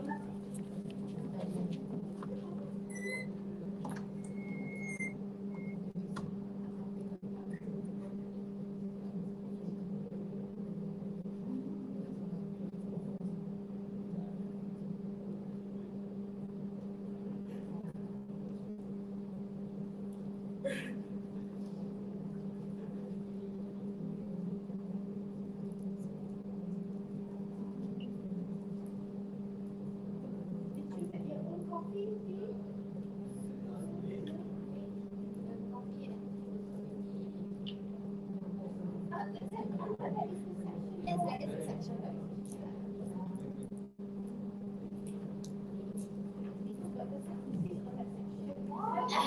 The freedom to ask students to make their own coffee. Privileged to do that, alhamdulillah. Because at real coffee, you have the freedom. Apa dia? Like tapau.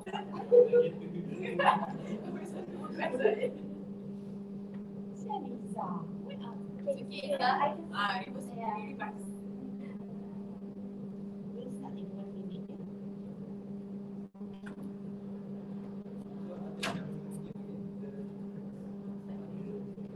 And it's so sad. Like the rest of the rooms kan dia boleh start at 11.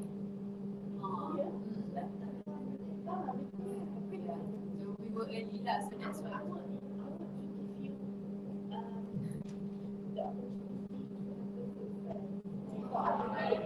We eat a lot. Lots of choices. Mencuri.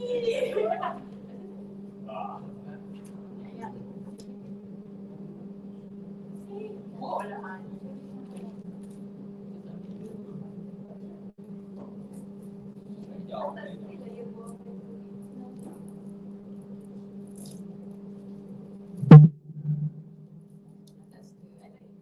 Okay lah, it is 10:45. Let's get back to our business.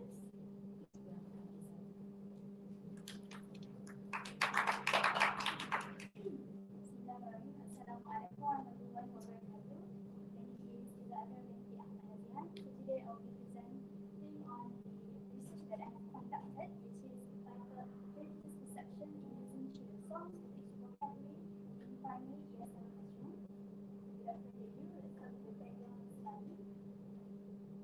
Okay, as we all know, as teachers, we need to use a variety of teaching methods, right, in teaching in language learning, especially in vocabulary, because pupils, they need our guidance, especially to enhance their vocabulary and also to get sufficient vocabulary so that they do not face any difficulties in the future. So as a teacher, we need to use relevant and effective teaching tools in order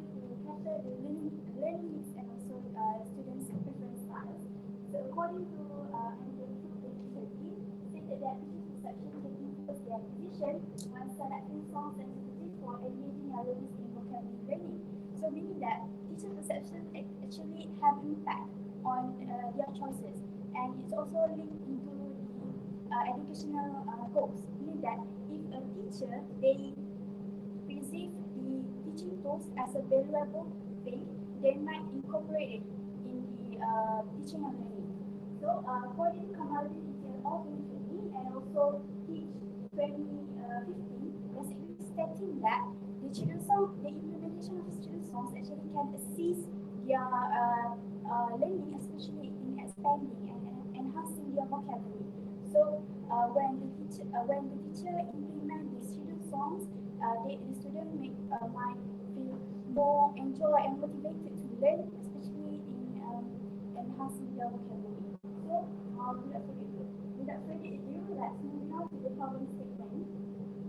So for the problem statement, I have encountered in these past two researches, which is from Chan 2020, basically stating that Malaysian teachers, there is a lack of awareness among them regarding the implementation of children's songs in English classroom. Meaning that this study is trying to view the training teachers, especially in IPG KDRI, and also encourage them to raise awareness in the significance of the children's songs.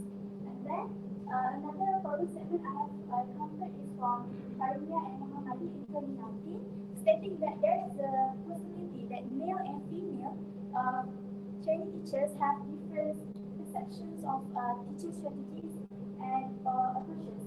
So this study is trying to prove whether there is or not difference between male and female perceptions in their perceptions in implementing children's songs to teach vocabulary. So moving on. So this study aims to determine the training teachers' perceptions in using children's songs to teach vocabulary, and also to find out any difference between male and female training teachers' perceptions in using children's songs. And this research is trying to answer the question: what are the training teachers' perceptions in using children's songs to teach vocabulary, and to see if there is any difference between male and female training teachers' perception in using children's songs to teach vocabulary in primary ESL classroom. So in this study also, I have posed the null hypothesis, which is there is no difference between male and female training teachers' perception in using children's songs to teach vocabulary in primary ESL classroom. So moving on. So this is the research significant. Why this research is significant is because the first one, for training teachers, if they view the training teachers' perceptions on this particular sheet tool, they may improve their teaching energy, meaning that they can improve their lesson planning design. They can design the lesson planning according to the students' preference and learning needs. And also for the RPG lecturers, this study is significant for them because they can view the perception of teacher trainings and then encourage them to use the tool by providing professional development training. For example, they can create a workshop or seminar specifically on implementing the teaching tool so that they can maximize the use of this teaching tool to the training teachers. Moving on. So these are the related past researches that I have found. I have divided into two categories, which are teachers' perceptions of using songs in vocabulary instructions. So based on Union and 2020 and Chan and ML 2021, basically from the finding, all the teachers have had favorable opinions, and it is well received. The implementation of songs to teach vocabulary is well received among the teachers. And as for the effects of song on vocabulary, there are many researchers based on this particular issue. Basically, they examine the effects or the impact of songs, and they put particular emphasis on the vocabulary learning and in different educational settings. Okay, moving on.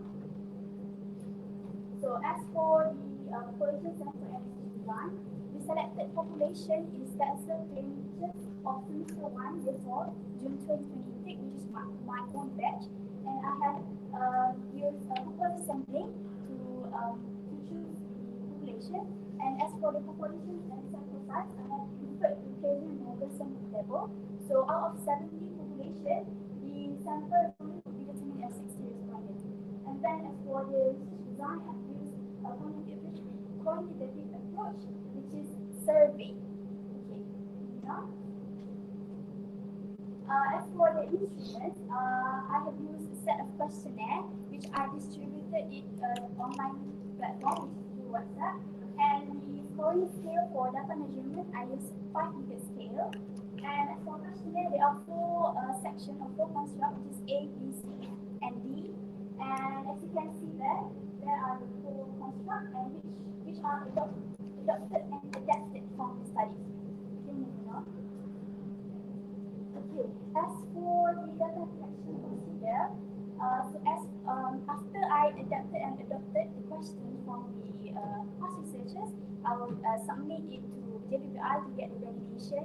Say okay to use this, and then after that, I distribute the link to the representative of each class, which is TESOL 1 to TESOL 4. And then after getting the data, I analyze it using SPSS version 2022. And after getting the validation for the guide, I also conducted a pilot study, which is the reliability statistic shows that 0.938. So following the contact alpha of rule of thumb, it can be judged as excellent. And this data collection is reliable and could be distributed to the respondents. So moving on to the data analysis procedure. After I have gathered all the data, I have transformed it into SPSS software, and then all the data was analyzed using descriptive analysis, which is to answer the question. This is question 1 by comparing the means data commented by 1K9, 2009, and this is the mean data that I have used. And also after I have answered the research question 1, I proceed with the differential analysis to answer research question 2, which is I have used independent tests to make prediction and connection between the groups. Meaning in this study, I want to find out if there is any difference between male and female perceptions using children's songs. So this is the finding the discussions to answer the research question 1, which is what are the training teachers' perceptions in using children's songs to teach vocabulary. So as you can see, this is the item that has the highest mean, also the lowest standard deviation among the other constructs. So as you can see in this item have the mean score is 4.57, and this indicates that among the teachers, this is the item that they agree the most. And then looking at the standard deviation level, 0.563, this can be indicated as a low standard deviation, meaning that the respondent opinion, the variance in respondent opinions were small, meaning that most of the training teachers agreed with this item the most. And in this study, as you can see, majority of training teachers, they perceive that the use of children's songs activities could the use of children's songs activities could offer benefits and also are effective for the students, for pupils, as it can make pupils feel more relaxed and also more relaxed and less anxious in the classroom. Okay, so this finding is actually consistent with the past research by Ziv and Garrett in 2013. Basically, they stated that the implementation of songs can create a positive and safe environment in the classroom, meaning that when the students are exposed to the teaching tool, they more enjoy in learning the language, which lead to effective learning. Therefore, this explains why the training teachers show a highly agreement on this particular item. And then this also proves the theory of effective filter hypothesis by question, stating that the reduction of anxiety level actually can heighten your focus and also can create a greater involvement in classroom activities. Okay, now we moving on to the finding and discussion for research questions 2. Is there any difference between male and female training perception in using children's songs to teach vocabulary in the primary ESL classroom? So as you can see, this is the independent sample test that I have conducted. So based on this table, you can see the outcome for living tests for equality of barriers can contribute to the significant value, which is the significant value is less than 0.05, which is 0.44, meaning that it is not assumed that the variance are absolutely equal. So that is why the test for equality of means I have obtained it from equal variance not assumed. And as you can see, the significant value for this study is 0.475, which is above than 0.05. So according to Andre in 2019, when significance of value theta is above than 0.05, it is portrayed as there is no significant disparity between the variables, meaning that in the study there is no difference between male and female perceptions in using children's song to teach vocabulary. And this finding is also consistent with the past research by Madam 2040, and stated that observed no significant and the perceptions in teaching style. So the test demonstrating no notable differences between male and female perceptions in using children to teach vocabulary. Thus, the null hypothesis that I proposed is accepted. Okay, moving on. So basically, from the RQ1, we can see that majority of male and female trained teachers are have a positive perception or positive viewpoints on the integration of children's songs in teaching vocabulary, and it is also revealed by the finding of research question 2 that there is no difference between male and female trained perceptions between the two genders, and also the null hypothesis is accepted. So as for the recommendations, so for the future researchers, I would suggest them to use different samples. So as for my study, I have conducted for my own batch, so they can provide more samples from different courses like EM or PI, so that we can see their perceptions on this particular teaching tool, or they can ask any other IPGs like HKD or KDA or KDA, etc. And as for research design, I have employed quantitative research, which is by using survey. So I would suggest the future researchers to employ quantitative methods by using variety of sources like data sources. For example, like using observations or interviews, etc. As for the instrument, I have only used a questionnaire which consists of 54 items. So as for the future researchers, I would recommend you guys to implement test instruments to the people to see whether the vocabulary actually the implementation of children's song actually has impact on the vocabulary learning of the people, or you can organize focus group teachers or people.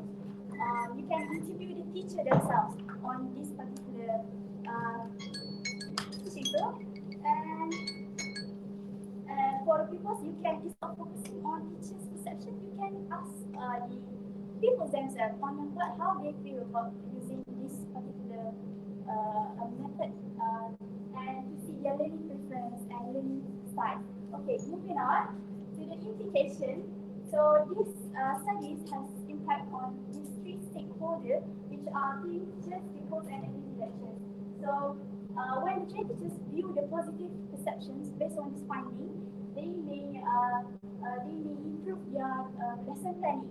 They may want to integrate the children's songs in the teaching, in this especially in vocabulary learning, and to suit each students' preference and student style, learning style.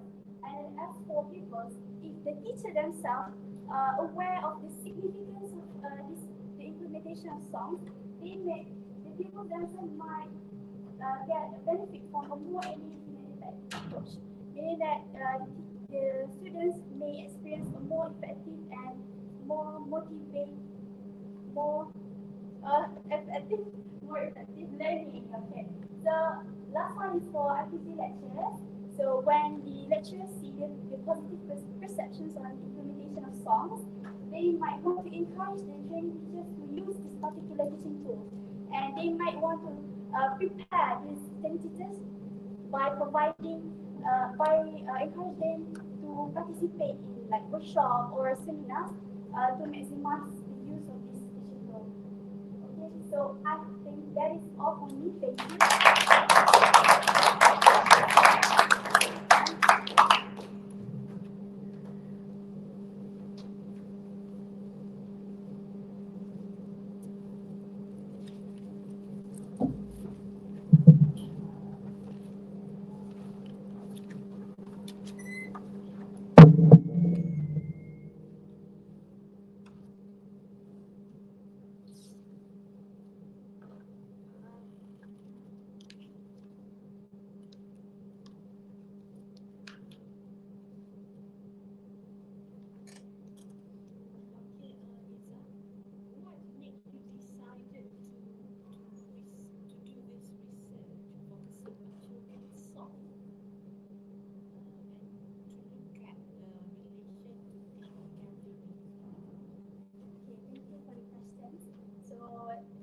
One thing that made me decide is because based on my own experience in past practicum, I think that I can see the difference between people's motivation and their performance in learning. Because when I integrate other teaching methods, especially for the lower standards pupils, I've taught standard 2 before, so I can see that their engagement or involvement in the classroom activities are more, can see the difference, are more active by using children's songs rather than any other teaching methods. Because as a pupils, they love the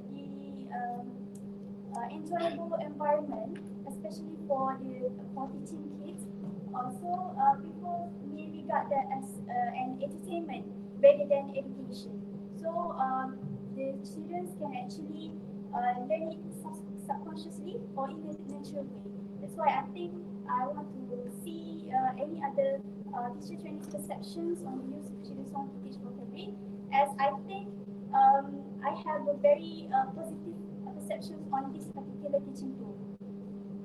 I think that's.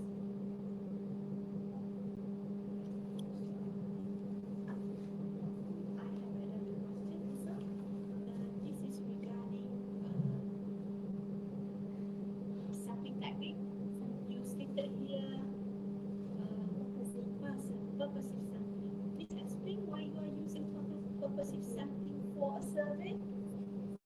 So as you know, purposive sampling, we use it because we want to take units that have a certain characteristic. So I have used this purposive sampling because when selecting respondent, the respondent themselves have a specific criteria that I want. For example, in teacher training 2022, they all have experienced the practical before and have taught English in their respective schools before. That is why I choose this sampling on purpose, because they fit the criteria that I wanted. Okay, and may I know why there are only 60 respondents involved out of 70?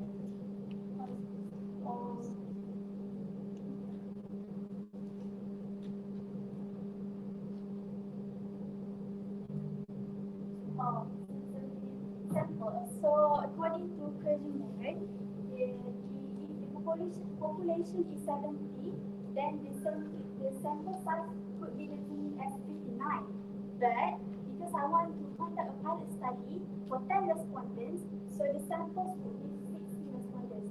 And I have referred to this past research, I don't know how to pronounce it, but in 2002 stated that if the population is under 100, then the pilot study for this particular research could be determined as 10 to 30. So I have chosen the 10 respondents for pilot study. Date for the sample could be determined as 60 respondents.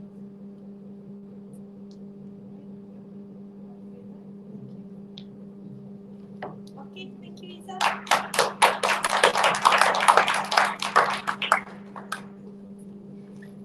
Before we pass it to another presenter can just get used to the situation. May I know how many students are there in Vessel 1 in 18, Vessel 2? 15 only. Vessel 4? 19, and Vessel 4 is 19 also. What's the mentor for Vessel 1?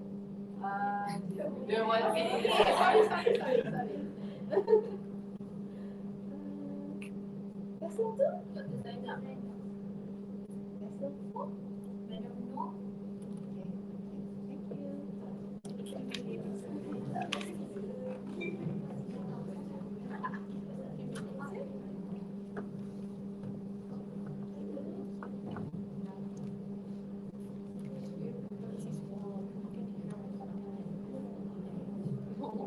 Thank you.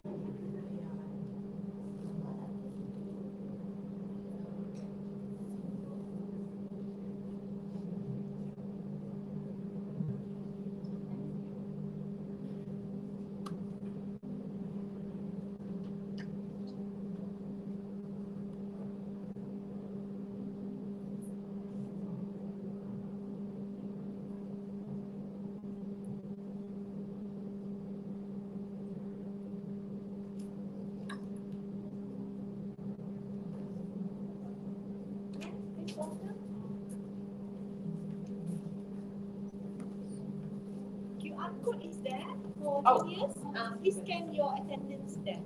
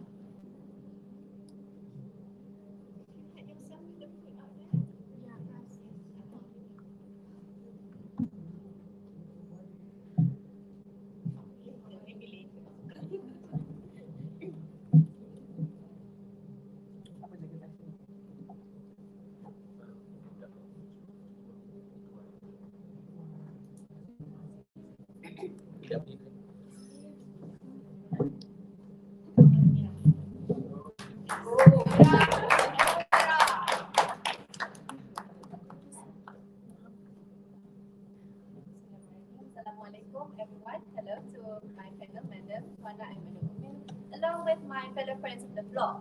Hi, my name is Amira Sofia binti Gamal. I am from Unit Vessel 1. And before I start my presentation, I would like to know how many of you are from Terengganu? Me. Then my title, my study is very closely related to yours. It is the influence of Terengganu dialect with non-Vessel, IGT, KDRI, teacher-based English pronunciation. We will start with the background of my study. As we all know, English serves as international passport of communication to everyone around the globe. However, in Malaysia, we are mostly bilingual or multilingual, with having English served as the second language to us.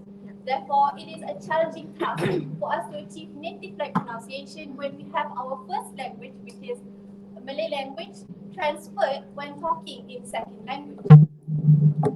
And this problem concerns everyone, but in most studies, teacher trainees are put at a disadvantage when we fail to express ourselves due to this poor pronunciation. For my problem statement, there are a few problems that drives me to conduct this study. First of all is the interference of our native language in second language communication. As I mentioned, bilinguals tend to transfer our native language in second language communication. Therefore, this results in inappropriate use of English pronunciation and maybe inaccuracy, inaccurate use of that English. This signifies the importance of my study, exploring on how dialect, which is an aspect from our native language, in speaking second language, that is English. The second problem is the lack of research done specifically towards the Terengganu dialect. There are a few studies conducted only covers specific region in Malaysia. However, Malaysia is rich with various dialects. I've discovered that there are only few studies conducted on Kedah and Johor, which signifies the lack of research done specifically towards the Terengganu dialect. Third is the lack of research conducted using the teacher trainees as the participant. Most research conducted towards either low proficient students or maybe students from a gap that's meant to be filled with my study using the teacher trainees as the main participant.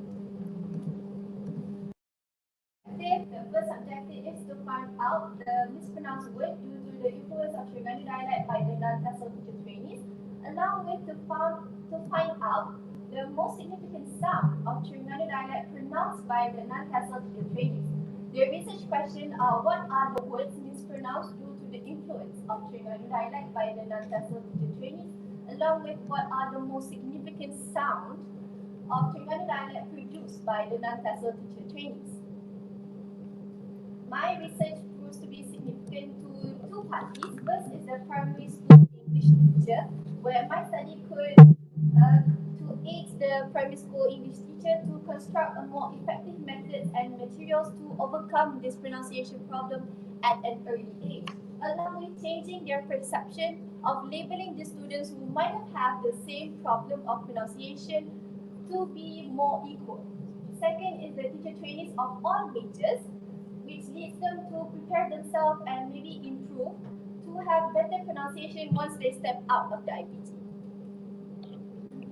Related past research are divided into two groups. First is the first language interference in second language production.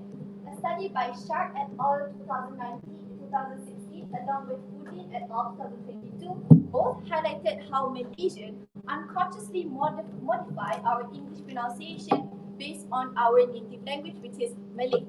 Second is the use of Terengganu dialect characteristic on the English pronunciation. A study by Muhammad 2015 highlighted how Terengganu citizens are easily distinguished when they pronounce English words.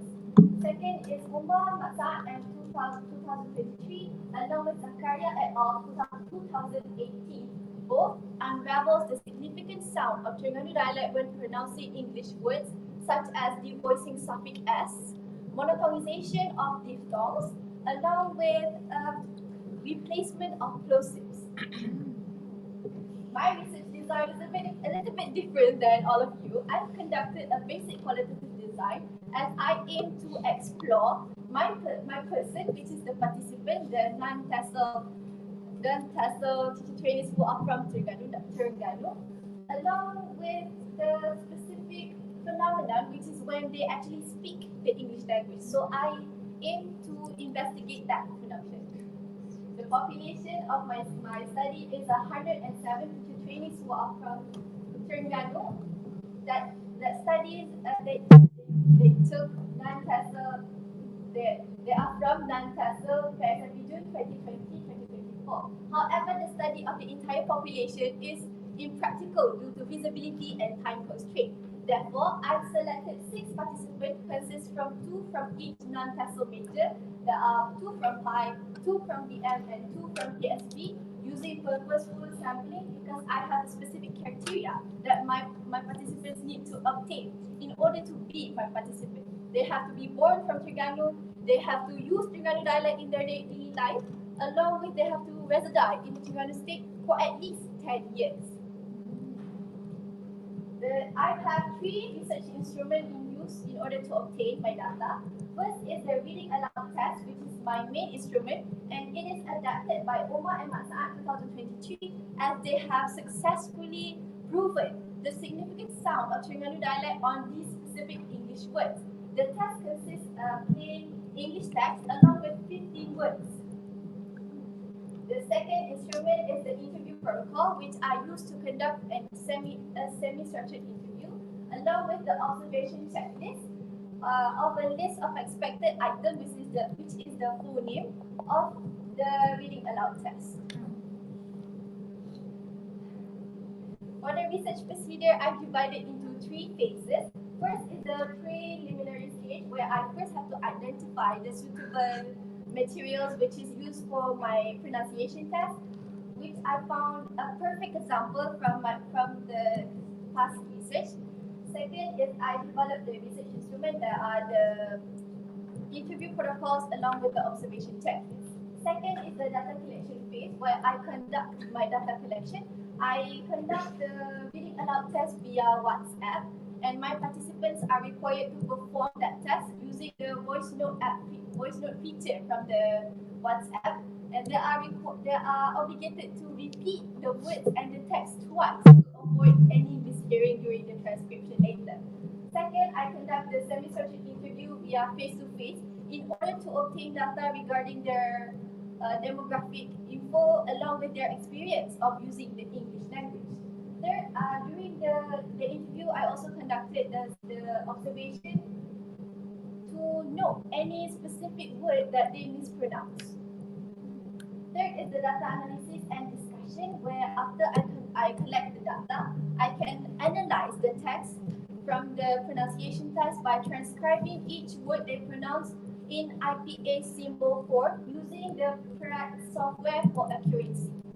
Second, after I obtain the IPA symbol form, I check for the any absence or presence of those phonemes using the observation checklist to ease my categorization of data later.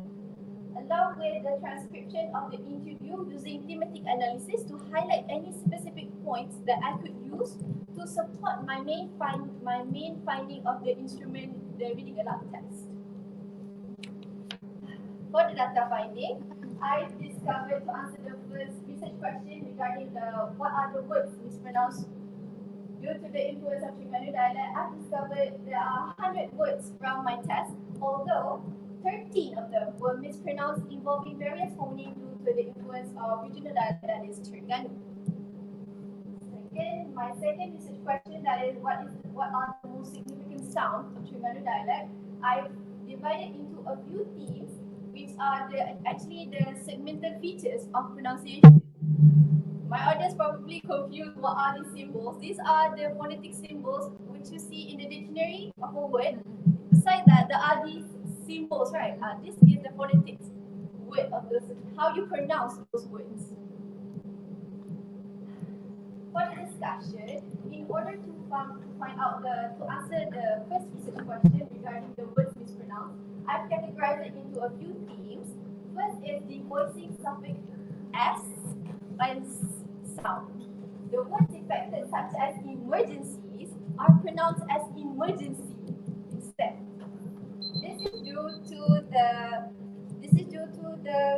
It is actually a common linguistic habit among the Malaysian participants to devoice the suffix s, and this is supported by Umar and Mas'ad 2023. Second is the reduction of vowel shua, and the effective words such as home was pronounced as home instead. This is due to the negative transfer of our native language. When we, for example, when we pronounce the word normal, biasa. How do you pronounce the word biasa? Biasa. You reduce the vowel, the shua. to make it easier for you to say it, right? Okay. That is the overlapping sound. Words affected are character, card, instrument, and cleaning. Notice how these words are all borrowed words from English to Malay.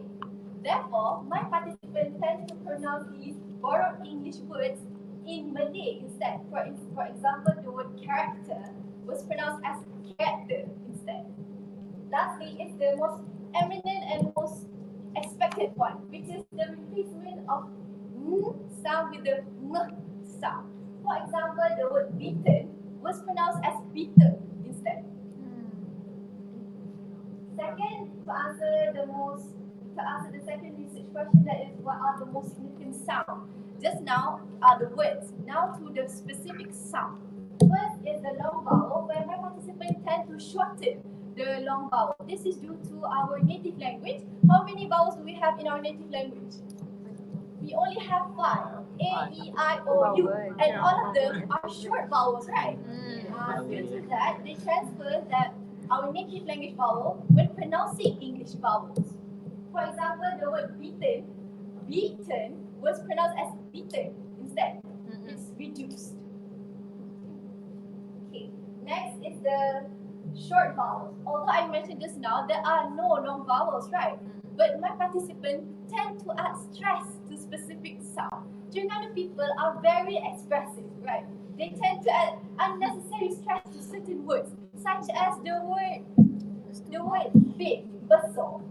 Instead of besar, they pronounce as besar instead. This causes that actually it's a mispronounced word, right? Therefore, and this claim is supported by Muhammad 2015. Next is the fricative sound of d sound.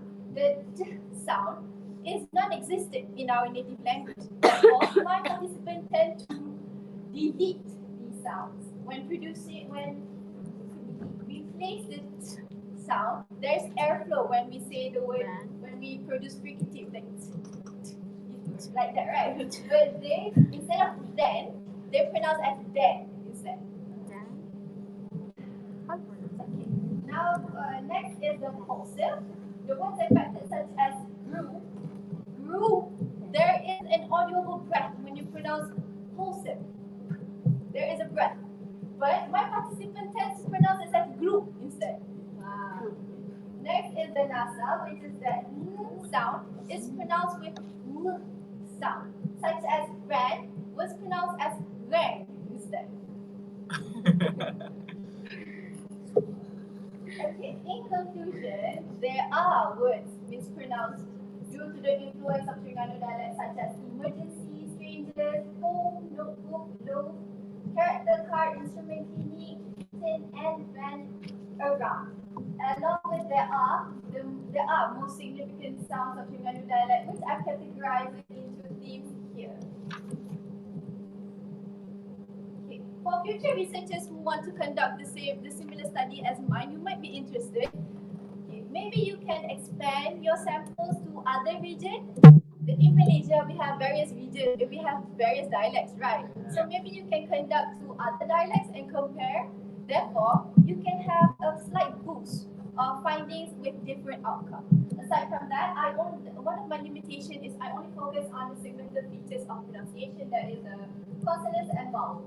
Maybe you can include suprasegmental features of pronunciation that are intonation and stress, because both of these features are important when you want to produce proper pronunciation in English.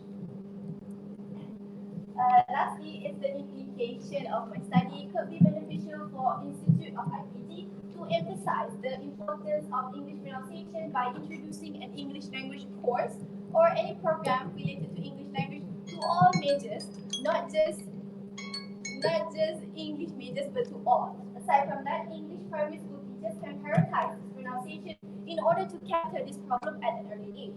Lastly, is the teacher trainees of all majors can take part in order to improve themselves, because pronunciation is important for effective communication whether you are in IPT or when you step out of the IPT later. Okay, that's all for me. Thank you.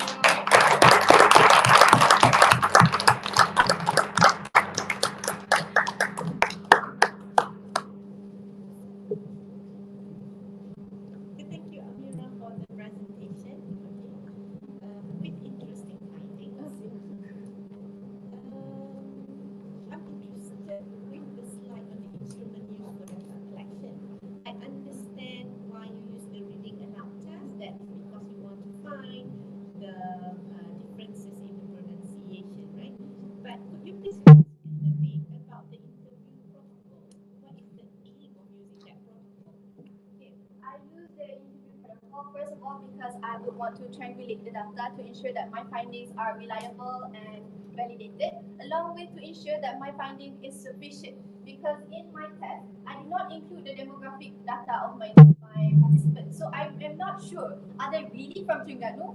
Are they really resided in Terengganu for 10 years? Therefore, by using the interview protocol, by using a semi-structured interview, I can actually dig deeper. Are you sure you are from Terengganu? Where do you actually live specifically in Terengganu?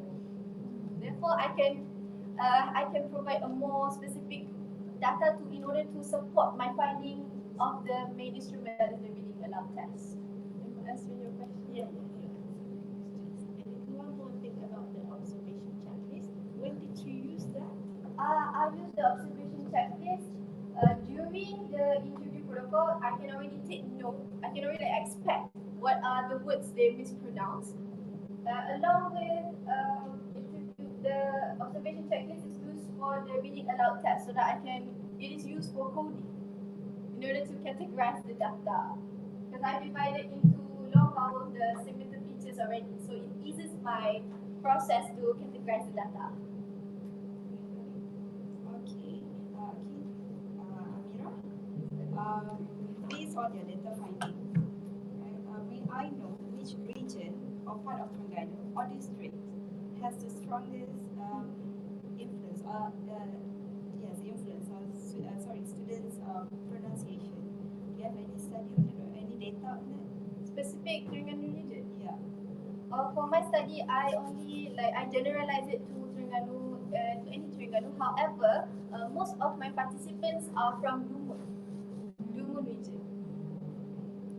So maybe that will be It could be a future. True.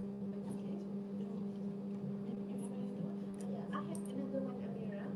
This is regarding the selection of sample. Is there any specific reason why you choose two from CAPS, two from PI, two from BM, and two from PSB? Any specific reason? This is to ensure that in order for me to cross-check them, maybe from PSB, if I only take one, it may not be enough. May not be enough for me. So I picked two instead. At first, I would like to compare female and male. That's why I took two. However, PSB does not have male participant from Terengganu, so I just took two from each participant.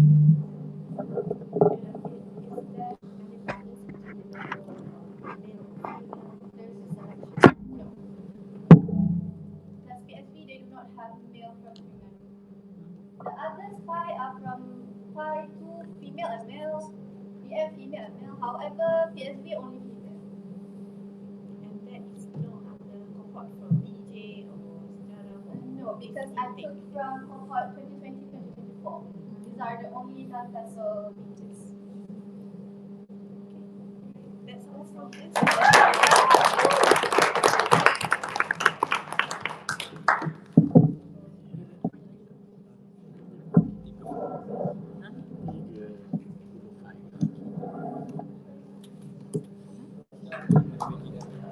Tak ada bagi tahu. 30 point.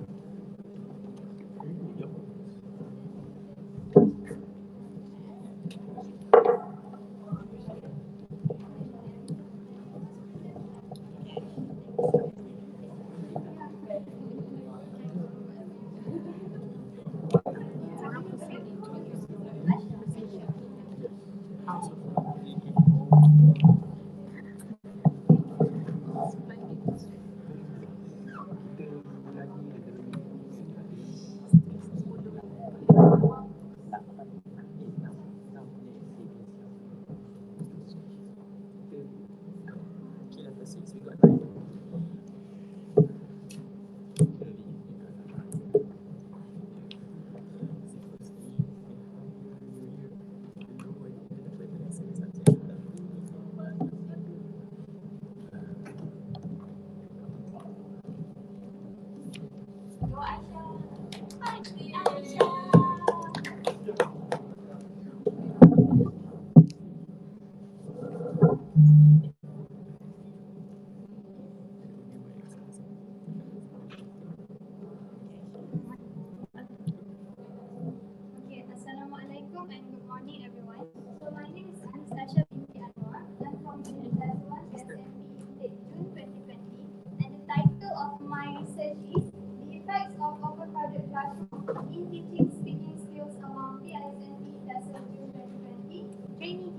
So it's about a condition in the classroom. Okay, moving on. Before we get further into my research, let's take a look about the background of my study. So why I choose speaking skills among the other three skills and English language skills, which is reading, writing, and also listening, is because I believe that speaking skill is a vital part for us to become an excellent English language users, and also because according to our Ministry of Education, there has been decrease of numbers of excellent speakers among the students in our country. Therefore, I think it is important for us to focus on speaking skills in regarding of this issue. And the second one is, despite the efforts that has been done by the trainee teachers to provide a conducive learning environment for the students, there are some things that are out of their control, and one of them is the overcrowded classroom that is believed can significantly impact the teaching of speaking skills. So what is overcrowded classroom? Overcrowded classroom gives you the picture of overpopulated classroom that put teachers and trainee teachers in a difficult position to manage the teaching and learning session in that classroom. It can also be known as a large class size. Okay, moving on. So for the problem statements that I have found for my research, upon some readings that I have done in the past, I have stumbled upon the problem of overcrowded classroom that hinders the teaching of speaking skills, and this is supported by Tolosa in 2020, which stated that the most serious problem in language classes, especially in speaking skills, is the overcrowding. And also, several trainee teachers had voiced out their concern about the problem of managing speaking skills in overcrowded classroom. And this led to several mental breakdowns for them during the practicum season. This is also because we have went through our school-based experience during the lockdown, and we have gone through years during COVID-19 lockdown, so we have not interacted with large numbers of audience in a long time. So it took a toll on the training teachers to teach in an overcrowded classroom. And also, despite the several previous research that has been done on the impact of overcrowded classroom in teaching speaking skills, insufficient attention has been given for trainee teachers, and I think it's important for us to focus on this group because they are the future leaders in the educational field, and they also need to go through 2 practicum season, and it is important for them to acknowledge this issue. Therefore, the current study is to fill in the gap in the research field, which is insufficient attention on teacher training's perspective. Moving on.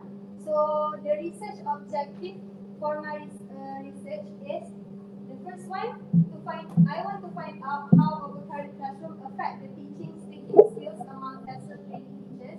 And the second one, I want to identify the effects of overcrowded classroom on pupils' English speaking proficiency. Why I touch about pupils' English speaking proficiency? Because I believe that both group or both parties, the students and the teachers, are affected by the situation of overcrowding. And the last one, I want to find out the difference in training teachers' perspective towards the effects of overcrowded classroom in teaching speaking skills based on their English speaking proficiency. Why I choose their English speaking proficiency? Because several research has covered on the age and gender part. So I want to highlight on the speaking proficiency instead of age and gender. So this is the research questions. The first one, how overcrowded classroom affect the teaching of speaking skills among TESOL training teachers? The second one, what are the effects of overcrowded classroom on pupils' English speaking proficiency? And the last one, based on training teachers' English speaking proficiency, is there any difference consequences in their perspective towards the effects of overcrowded classroom in teaching speaking skills. And for my research hypothesis, it is a null hypothesis that stated there is no significant difference in training teachers' perspective towards the effects of overcrowded classroom in teaching speaking skills based on their English speaking proficiency, and I will explain about this later. Moving on. It is important for me to do this research because I believe that the trainee teachers can gain benefit in which they can understand better about the consequences of teaching in overcrowded classroom, and therefore they can create a more better and effective teaching methods, maybe such as implementing flipped classroom or pair and group work in their class.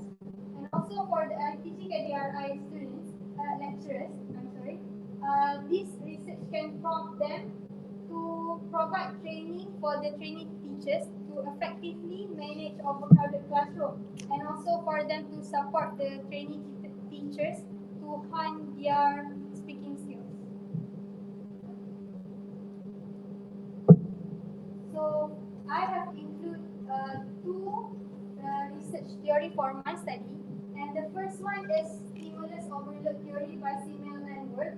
They came up with this theory that explains the consequences that happen for the pupils that live in crowded residence. Despite the trainee teachers not living in the school, they have spent roughly 6 to 7 hours daily in close association with the students. So I think it is relevant for me to relate this theory with my research. And the second one is Gardner's theory of learning.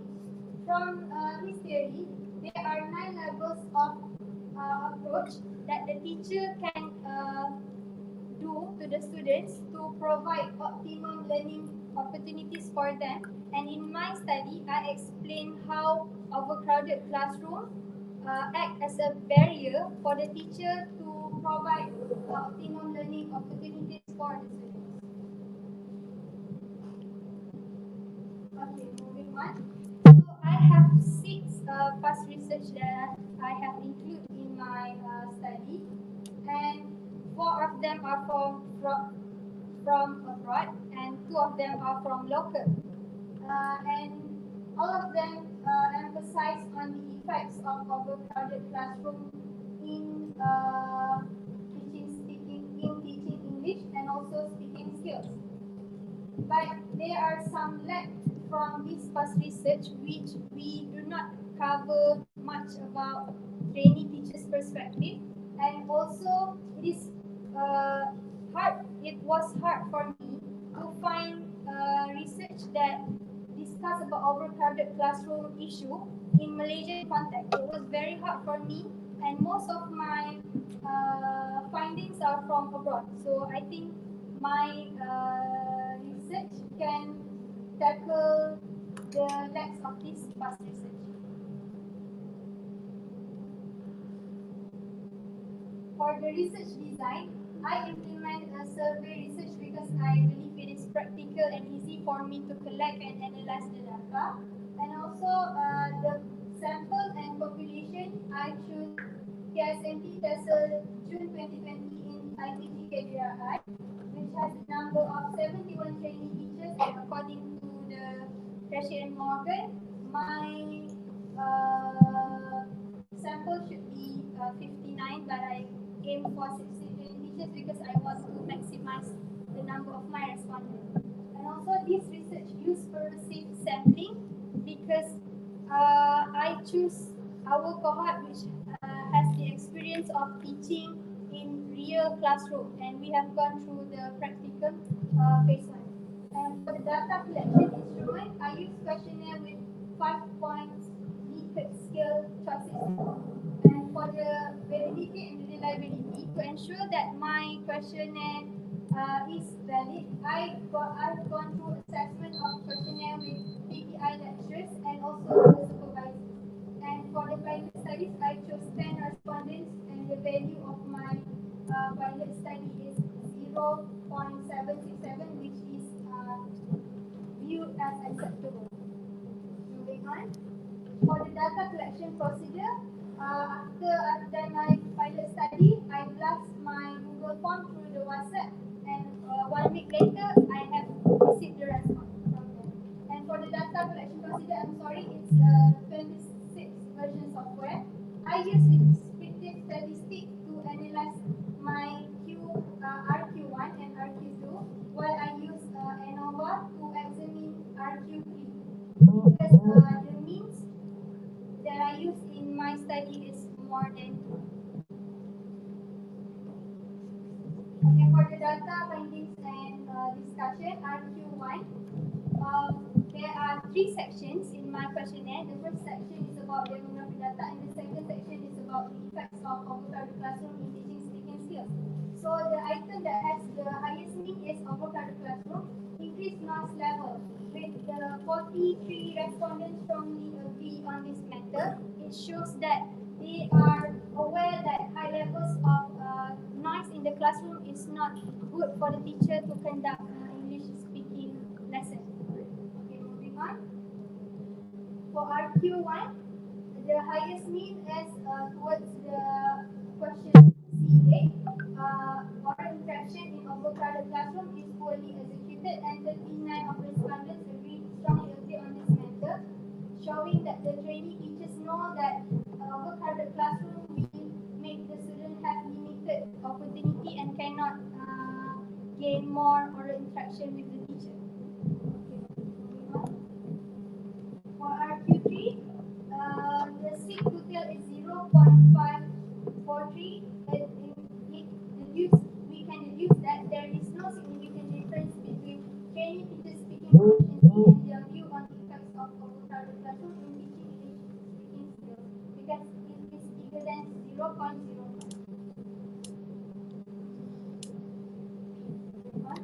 So from my findings, we can conclude 3 things, which is overcrowded classroom does affect the teaching of speaking skills negatively, and it has detrimental effects on the pupils' English speaking proficiency. And the last one, training teachers' English speaking proficiency does not influence their perspective towards the effects of overcrowded classroom in teaching speaking skills, which is in line with this research by Anya. So for the implication, it's just the same one as the research significance for the training teachers, but with this one, there's addition on Institute of Teacher Education and Policy Makers and Educational Institutions.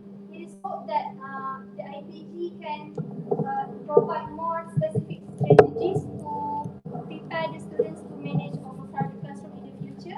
And also, for the policies maker and institutions, it is hope that they can discuss the possibility of class size limitation, or maybe make more well-planned resource allocation, and also provide more school fundings for the school with this issue.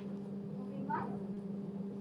I have 2 recommendations for the future researchers. The first one is I suggest them to target for bigger and diverse sample, probably from the parents and also administrators' view, because from the research that I have read, there are low number of perspectives from these 2 groups. And the last one, I suggest them to explore overcrowded classroom situation in different geographical settings, such as in rural area, suburban area, and urban area, because I believe there are differences of this issue in these 3 settings.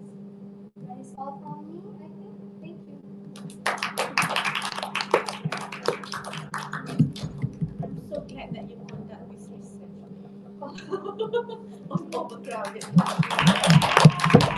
This is so common in Malaysia. We have big class size. Like you said just now, according to the past research, you cannot really cite from any research which is from Malaysia, right? Okay, I have one question regarding the instrument. Could you please explain how you come up with the questionnaire and how many sections are there? For the questionnaire, there are 3 sections. The first section, I actually asked my respondent how many students that you prefer in your classroom, to prove that not many of us prefer a big number of audience in our class, and I also asked them about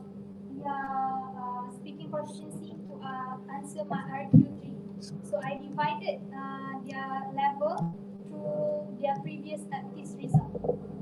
And also the second section is about the effects of overcrowded classroom in teaching, and the last one, the effect of it on pupil speaking proficiency.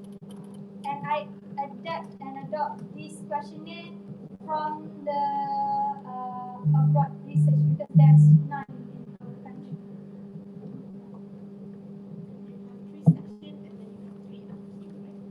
Yeah, I have 3 sections and I have 3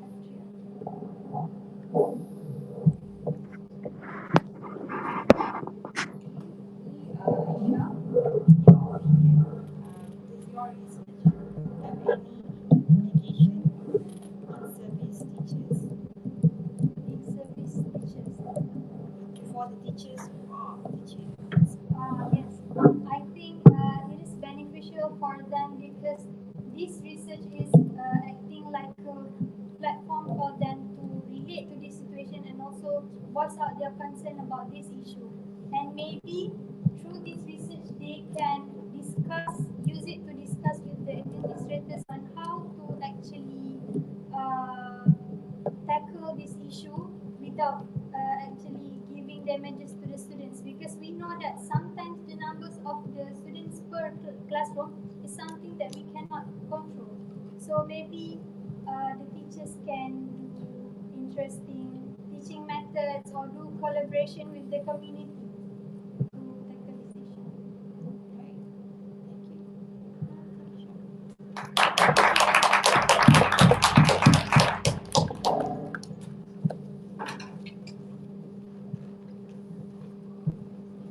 Let's take 5.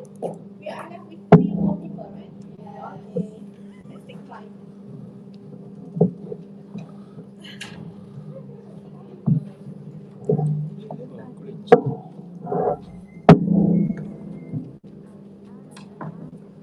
Audience, make sure you have scanned the QR code for attendance.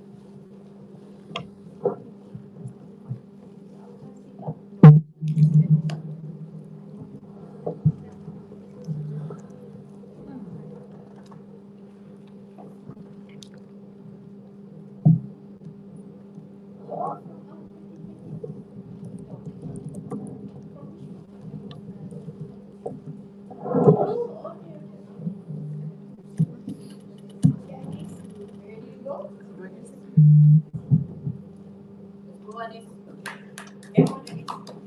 Alright. I got it. Thanks. Assalamualaikum warahmatullahi taala wabarakatuh. I greet the respected panels, timekeepers, streamers, and members of the hall. My name is Aniziti Adrina binti Azaha. I'm from June 2020-2024. My supervisor will be Madam Salma, and this is a presentation of my thesis, which is TESOL Trainee Teachers' Perceptions with the Use of Multimedia Projectors as a Teaching Aid during Practicum. Next. Alright, so why I conduct this study, a little bit of background about my study is that technology in this era, in order to become an excellent teacher, you have to continuously provide yourself with knowledge in order to stay relevant in teaching the students.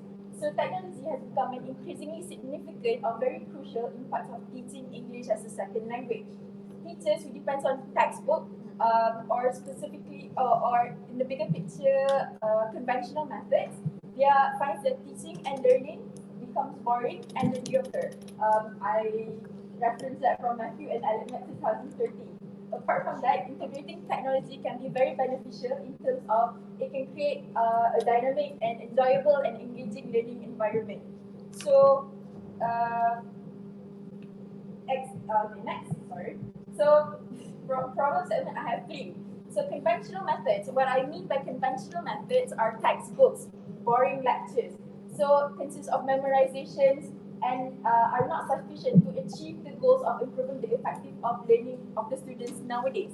And the second one is the inability to cater to the students' learning needs. As we know, there are multiple learning styles when it comes to learning, and not being able to cater these needs of the students will impede their lessons or understanding. And 3 is challenges faced by training teachers in order to create a tangible visual aids.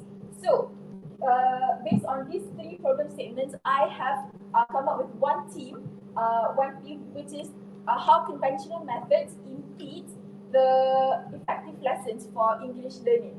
Next. Alright. Moving on to my research objective, I have 2 to identify the main benefit of using multimedia projectors in primary ESL classroom. Next is to identify the relationship between the use of multimedia projectors and the effectiveness of English teaching among training teachers. For my research question, what is the main benefit of using multimedia projectors in the primary ESL classroom? And is there any relationship between the use of multimedia projectors and the effectiveness of English teaching among training teachers? For my hypothesis, it will be a null hypothesis, which is there is no significant relationship between the use of multimedia projectors in the primary ESL classroom and the effectiveness of English teaching. Forgive me. So my research significance from my data findings, it will give great benefits to 3 stakeholders in this thesis. The first stakeholders will be school administrators. The bigger picture on how this signifies the school administrators is that school administrators will be able to provide resources to ensure teachers' continuous professional development, or what we call as CPD, and TPAC, technological, pedagogical, content knowledge.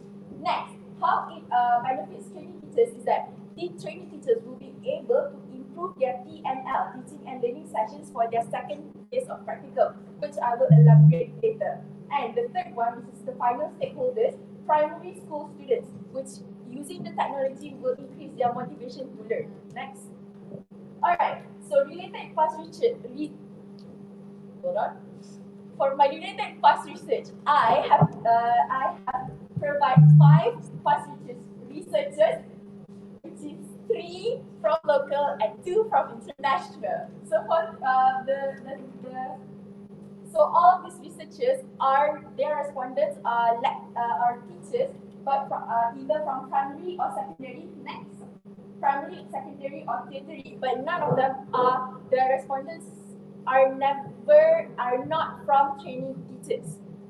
So I can conclude that all these past researchers are for in-service teachers, but not for in-training teachers. So my thesis will fill in the gaps from these past researchers to know what are the perceptions of their training teachers in using multimedia projectors in the ESL classroom. Next.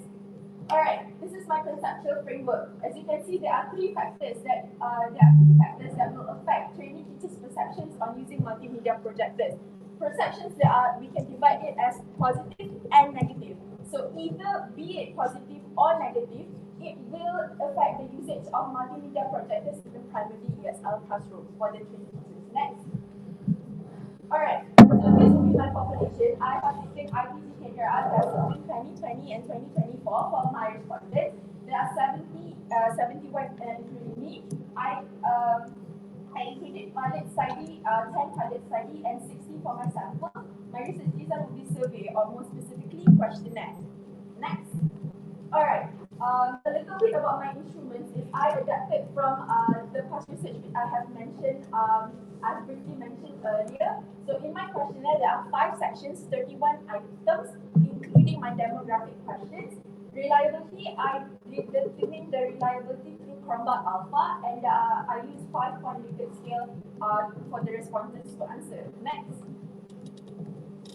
Alright, so what I mean by I ran the reliability test is that I used Chromebook Alpha. So this would be my Chromebook Alpha data, which is 0.935, and according to Chromebook Alpha score, if it's 0.8 and 1 is very reliable, so 0.935 will be under very reliable. For a pilot study, a Chromebook Alpha coefficient of 0.6 or higher is advised to determine reality. Next. Alright, for my data collection procedures. Number 1, I chose a suitable instrument from past researchers and adapted as I mentioned earlier. And second one, permission from PTI was requested for validity. And after I got the validity from PTI, I amended the questionnaire accordingly. And then third, the questionnaire was transferred to Google Form and distributed to my pilot study. And then the data from the pilot study was analyzed using Chromebook Alpha for reliability, as I mentioned earlier. And after I have got the reliability of 0.935, I identified that the questionnaire was suitable to use and was distributed to the rest of my respondents. Next, for my data analysis procedures, as I mentioned earlier, I have 2 objectives. So SPSS was used to analyze these data. First research objective was achieved by comparing mean score, which I will explain later. The main benefit of using, my first research objective, which is the main benefit of using multimedia projectors, was obtained. And then for my second research objective, which is Pearson correlation coefficient, was used to determine my second research objective. Inference was also made according to the R and the scale of correlation coefficient, which I will explain later. Next.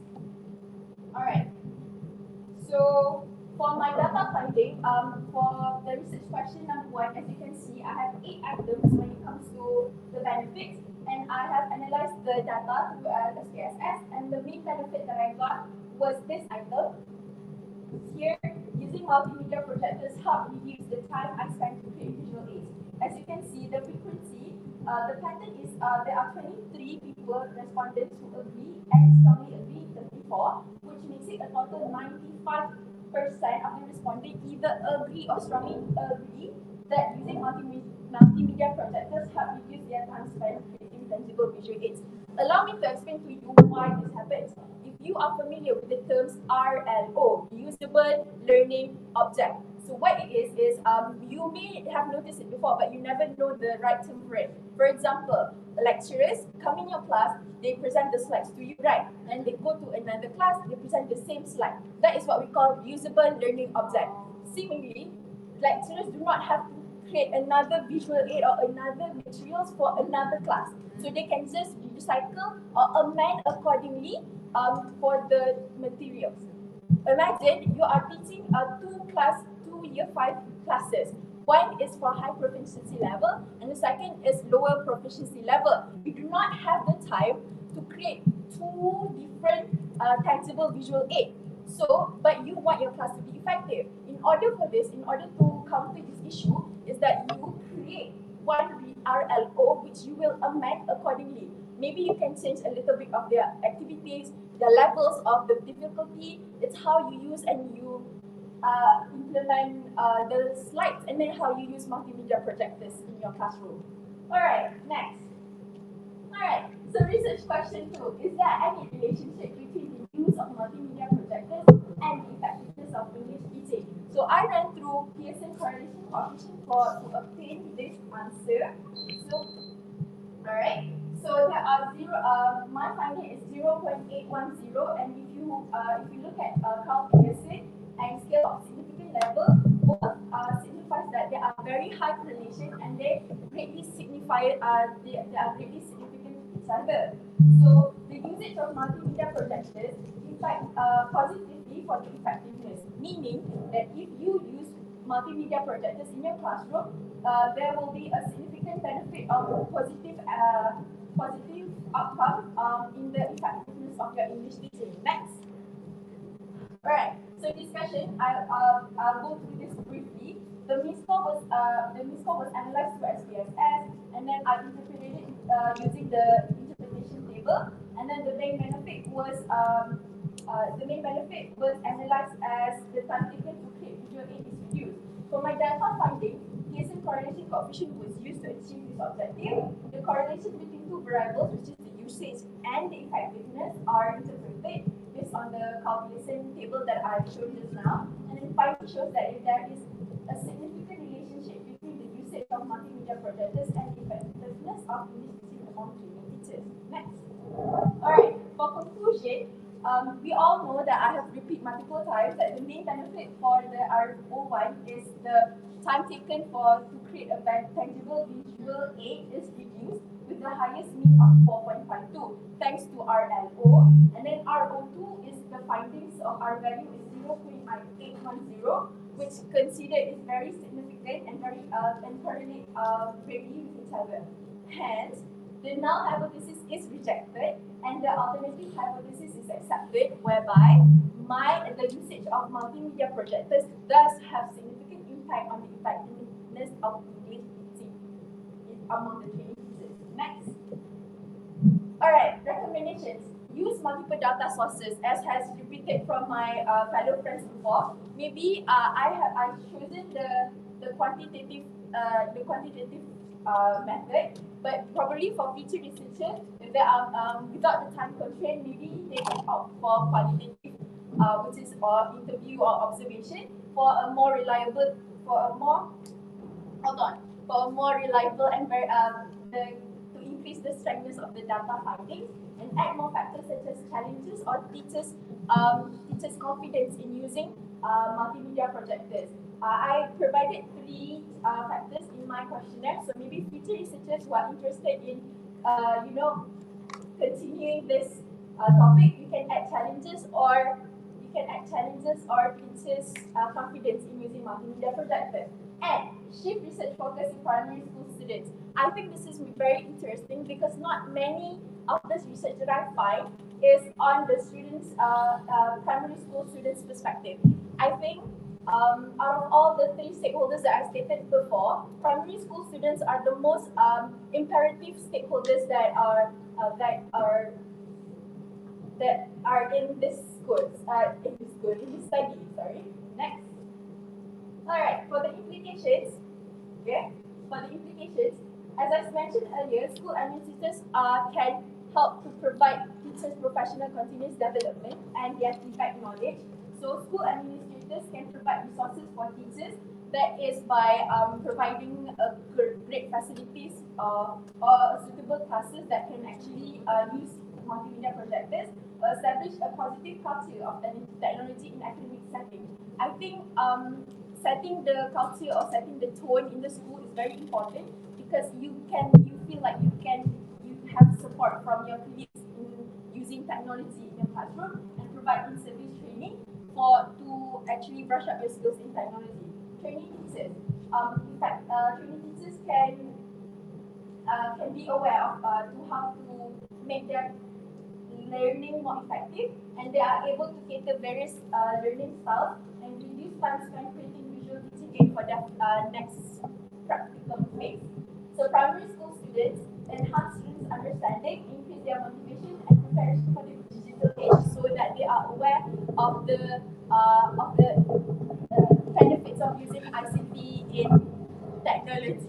classroom.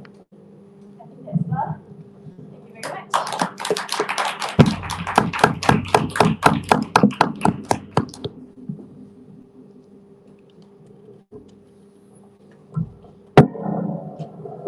Okay, Anis, thank you for the presentation. Okay, I'm looking at your conceptual framework and also the number of sections that you put. Okay, looking here, I can see the projector's availability one, two usage of multimedia projector, and three benefits of using multimedia projector.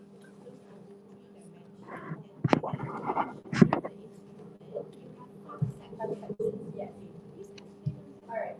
So there are five sections altogether in my questionnaire. Three are listed here. Actually, in the questionnaire I've used perceptions. I've stated perceptions here actually, but I don't think that is another the factor is not included like in the factors. I don't get it.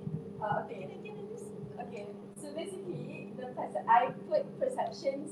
The other two in my questionnaire, another two sections in my questionnaire is perceptions. But I decided that I do not want to put it because I don't consider it as a factor.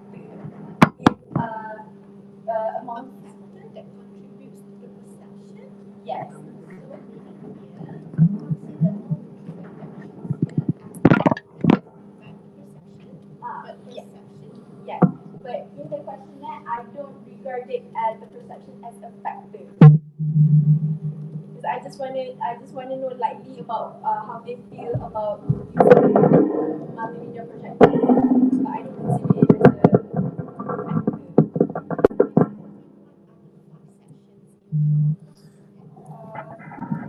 Projectors availability in school, usage of multimedia projectors, benefits, perceptions, and another one is demographic. Yes. You mentioned you have 59 items. Yes, correct. May I know how many for each section? Okay. So for benefits, I have 8. I could not. Yes, you cannot can remember. I but I just want to know. Yeah. Okay. No problem. You have 8 for benefits, yeah? Okay. So I have 6 for projectors availability. I have 10 for usage of multimedia projectors. I have 9 for perceptions, and I have 10 for benefits.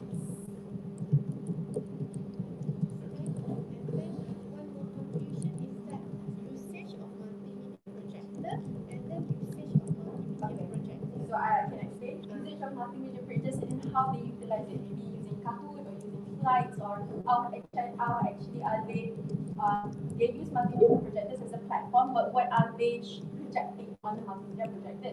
For usage, it's just usage. If they use it or not, are they inclined to use it or do they do not inclined to use it?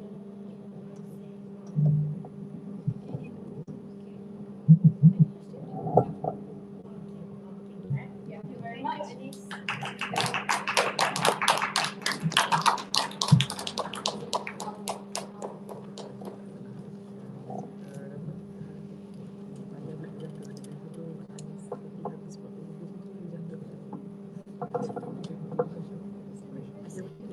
Don't worry, this is not fancy at all. We just want to know the findings.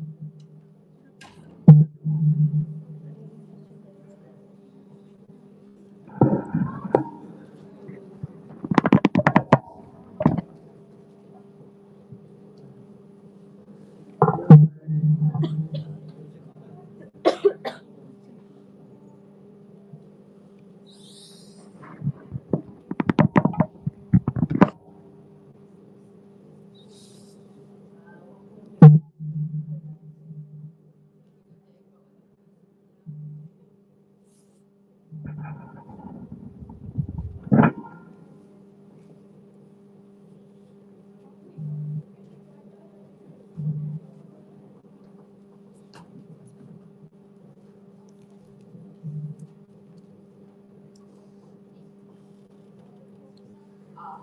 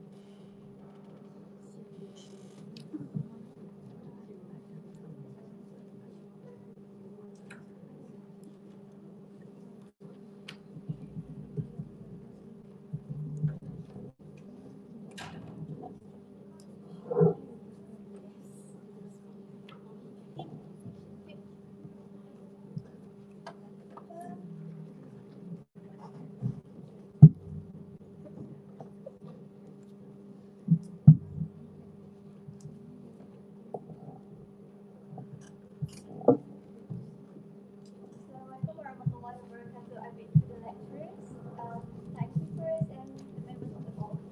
My name is Arfa Rosli from the SO1 PISM Region 2020-2024, and my title for research is a study on training teachers' perception towards the use of trust languaging in the primary ESL classrooms. Okay, background of the study. So, Calendar 2023 stated that teacher is a provider of knowledge towards the pupils. So, hence this study is to widen and broaden the teaching strategies and approaches for the in-service teachers and also the pre-service teachers. And the next one is Osman et al. 2016. It stated that an effective teacher needs to improve their teaching skills so that they can enhance their knowledge and they can create a conducive learning environment and can deliver a meaningful lesson to its pupils. Moving on to the problem statement, why do I choose to study about translanguaging? So the first one, there is misconceptions towards translanguaging. So one of the past researchers stated that translanguaging is not just focusing on language acquisition. It's more than that. It's involved in content and language integrated learning (CLIL), and it creates more opportunities to the pupils and also the educators to implement these pedagogical tools. So next is challenges in understanding the second language or L2 for the pupils. So Tran et al. 2021 stated that translanguaging can be one of the effective ways to motivate pupils to adapt with the use of English in the classroom. Hence, it can help them to overcome their low linguistic abilities and they can improve their learning skills such as speaking, writing, reading, and listening. So these are my research objectives. The first one is to find out the impact of translanguaging towards the pupils in the primary ESL classroom. The second one is to identify TESOL trainee teachers' perception in applying translanguaging in the primary ESL classroom. And the third one is to investigate the relationship between the impact of translanguaging towards the pupils in ESL classroom with the trainee teachers' perceptions towards use of translating in the primary ESL classroom has this. The data findings will answer the research questions, which is the first one: what are the impact of translanguaging towards the pupils in the primary ESL classroom? What are TESOL training teachers' perception towards the use of translanguaging in ESL classroom? And what are the relationship between the impact of translanguaging towards the pupils in ESL classroom with the training teachers' perception towards the use of translanguaging in the primary ESL classroom? Okay. So the null hypothesis is there is no significant relationship between the impact of translanguaging towards the pupils in ESL classroom and with the training teachers' perception towards the use of translanguaging in the primary ESL classroom. Okay, moving on to the research significance. So my study will contribute to the first three parties, which is first teachers, which they can integrate L1 in their teaching and learning context, but not really as a whole, not from the beginning of the lesson until the end of the lesson. No, maybe they can implement it during the giving instructions to the pupils, so that the pupils can understand the lesson better. And depending on the pupils' need, which is maybe they can focus more on the weak group or the pupils in the weak group. Okay, the second one is the pupils, which they can gain confidence to use English in classroom, whereby they can adapt and practice more of using English without feeling anxious. And then they can improve their learning skill by giving their better performance, and this can be evaluated by the assessment. And then training teachers, as the future educators, we believe that I believe that trainee teachers should be exposed to various type of teaching strategies and methods, so that they can implement it during their in their their profession field later. Okay, next.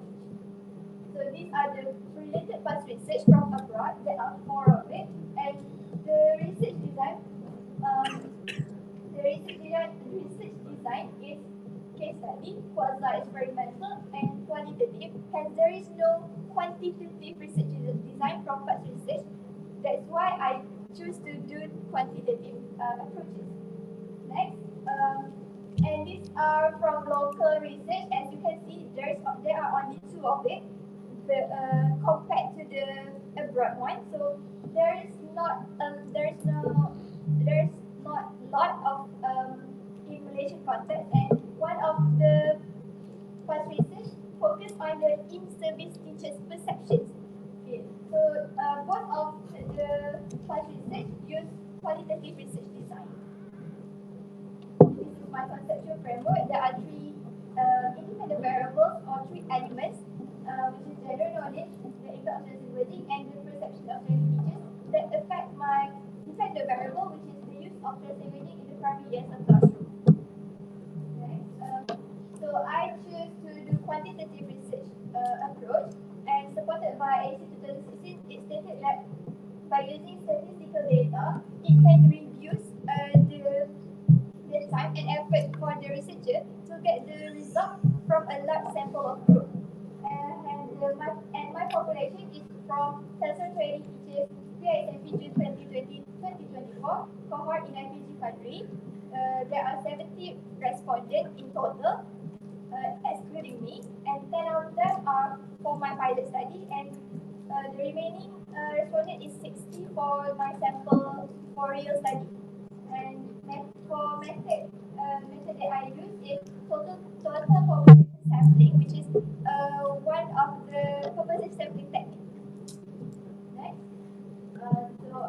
the instrument that I use is questionnaire. There are 32 items, including the demographic profile, and 3 of the question is open-ended question. I use 5-point Likert scale, which refer to 1 strongly disagree until 5 strongly agree. And supported by Marriott 2023, we use a Likert scale can reduce social desirability bias, or we can say it can be more accurate when we use 5-point Likert scale. Okay, next is, I did a reliability test based on my pilot study.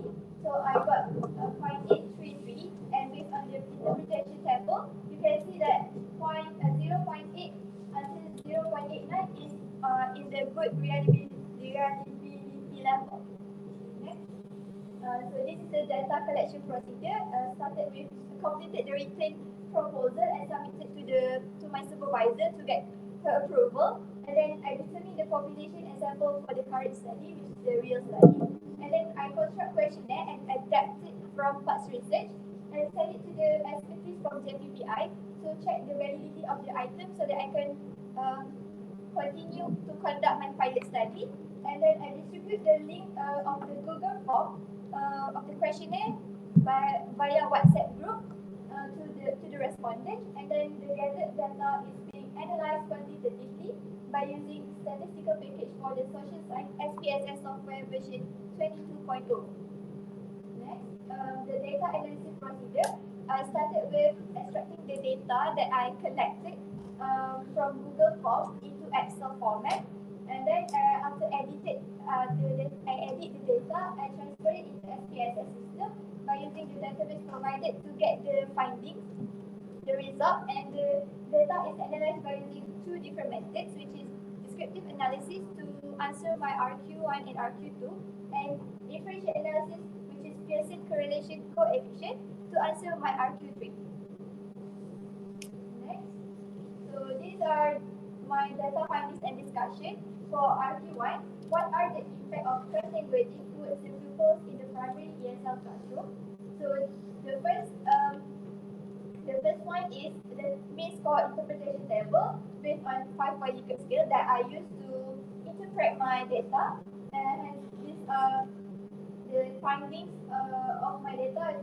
Item number 1 has the lowest mean score, which indicate that many respondents disagree that using two languages at one time will confuse the pupils. And item number 7 has the highest mean score, which indicates that many of my respondents believe that translanguaging can create a conducive learning environment. Hence, coming back to my RQ1, to answer my RQ1, the impact there are translanguaging are giving positive impact towards the pupils in the primary ESL classroom. Next. My RQ2 is what are TESOL trainees' perception towards the use of translanguaging in ESL classroom. So same goes as the first data and finding. I use the same means for interpretation table. And item number 4 in teacher training perception, item number 4 has the highest mean score, which the teacher trainees believe that it is appropriate to teach using English language only. And item number 5 has the lowest mean score, which they disagree that pupils can understand English without translation in native language. It might be confusing to share that the item number 4, we can see it from the role of teacher in teaching English. So we are the educators, the English teachers, need to teach the pupils so that they can improve and master their English lesson. And that is why we cannot really teach them, like I said before, we cannot use L1 from the beginning of the class until the end of the lesson. And one of the items in my questionnaire, I asked about is it easy to teach primary school, and many of them agree that. So I think the context of primary school is not really hard for them to use English language. And the second one is from the point of view of the pupils itself. The pupils is not the teachers. They are the ones that accept the knowledge. So we as a teacher need to make sure that they can understand the lesson, and we need to recognize their abilities before we proceed with the teaching methods. Right? So the last one is RQ3. What are the relationship between the impact of translanguaging towards the pupil in ESL classroom with the training teacher's perception towards the use of translanguaging in the primary ESL classroom? So based on the interpretation level, R value is lower than -0.30, which indicates that there are negligible correlation between the variables, and the p value is greater than 0.05, which indicates no significant relationship between the variables. Hence, null hypothesis is rejected. So in short, the study indicate that trainee teachers from intake 2024 has their own perspective regarding the use of first languaging in the primary and the classroom. I believe this is due to their prior knowledge according to the pedagogical tools that they have learned in IPG. So they know the pros and cons of using teaching strategies and methods in the primary school. And trusting grading can give positive impact towards the pupils' learning skills in the primary and the classroom based on the data that I presented just now. And the p-value is greater than 0.05, hence there is no significant correlation or effect between the two variables. Next. So there are 3 suggestions for the future researcher based on my current study. The first one is they can choose a large population and not only focusing in one IPG, because my current study I focus on only cancel training cohort 2020-2024, so they can choose other cohort as well to get more reliable data. And then they can attempt for quantitative research by doing interviews, observation, and focus group so that they can get deeper meaning about translanguaging. And last but not least, they can add more sections in questionnaire such as the advantages or disadvantages of the translanguaging so that they can see it from other aspects as well. Next. And the implication goes to 3 parties, which is the first one, Ministry of Education, MOE. So as you know, as the highest stakeholders, they can always change the curriculum framework. So by integrating translanguaging, they can adapt the curriculum for the educators so that they can ensure they can help strengthen the pupils' knowledge. They can improve the performance of the pupils. And then the teachers can expand teaching method and strategies.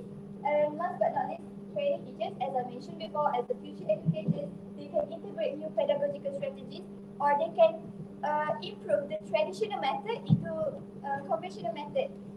Because we are living in modern era, so we need to acknowledge the pupils' ability as well. I think that's all from me. Thank you.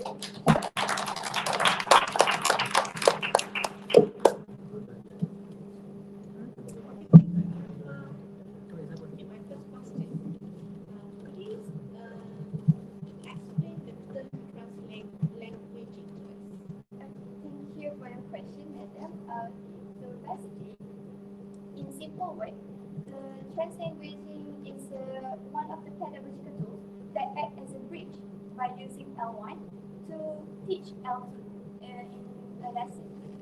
So as I will support my statement from one of the past research which mentioned that translanguaging is constructed as one of the cross-curricular strategies to for the plan and systematic of the use of 2 languages in the same lesson. So basically, it's kind of, there's no specific definition, but it's kind of like code switching, but it's more systematic and more focusing on the learning content.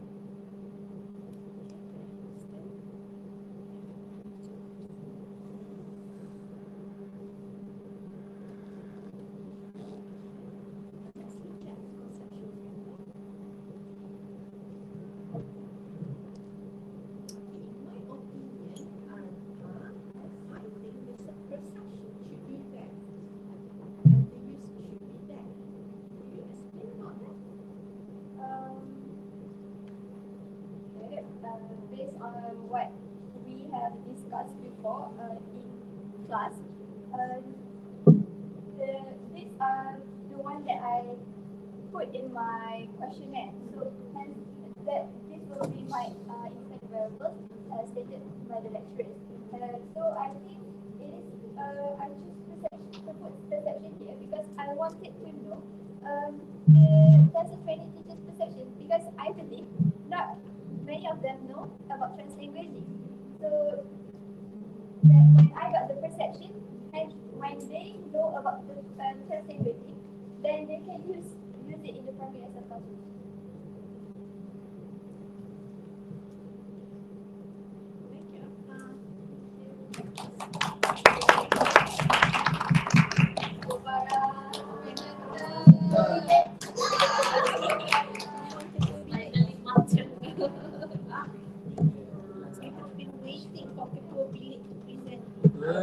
not waiting for myself.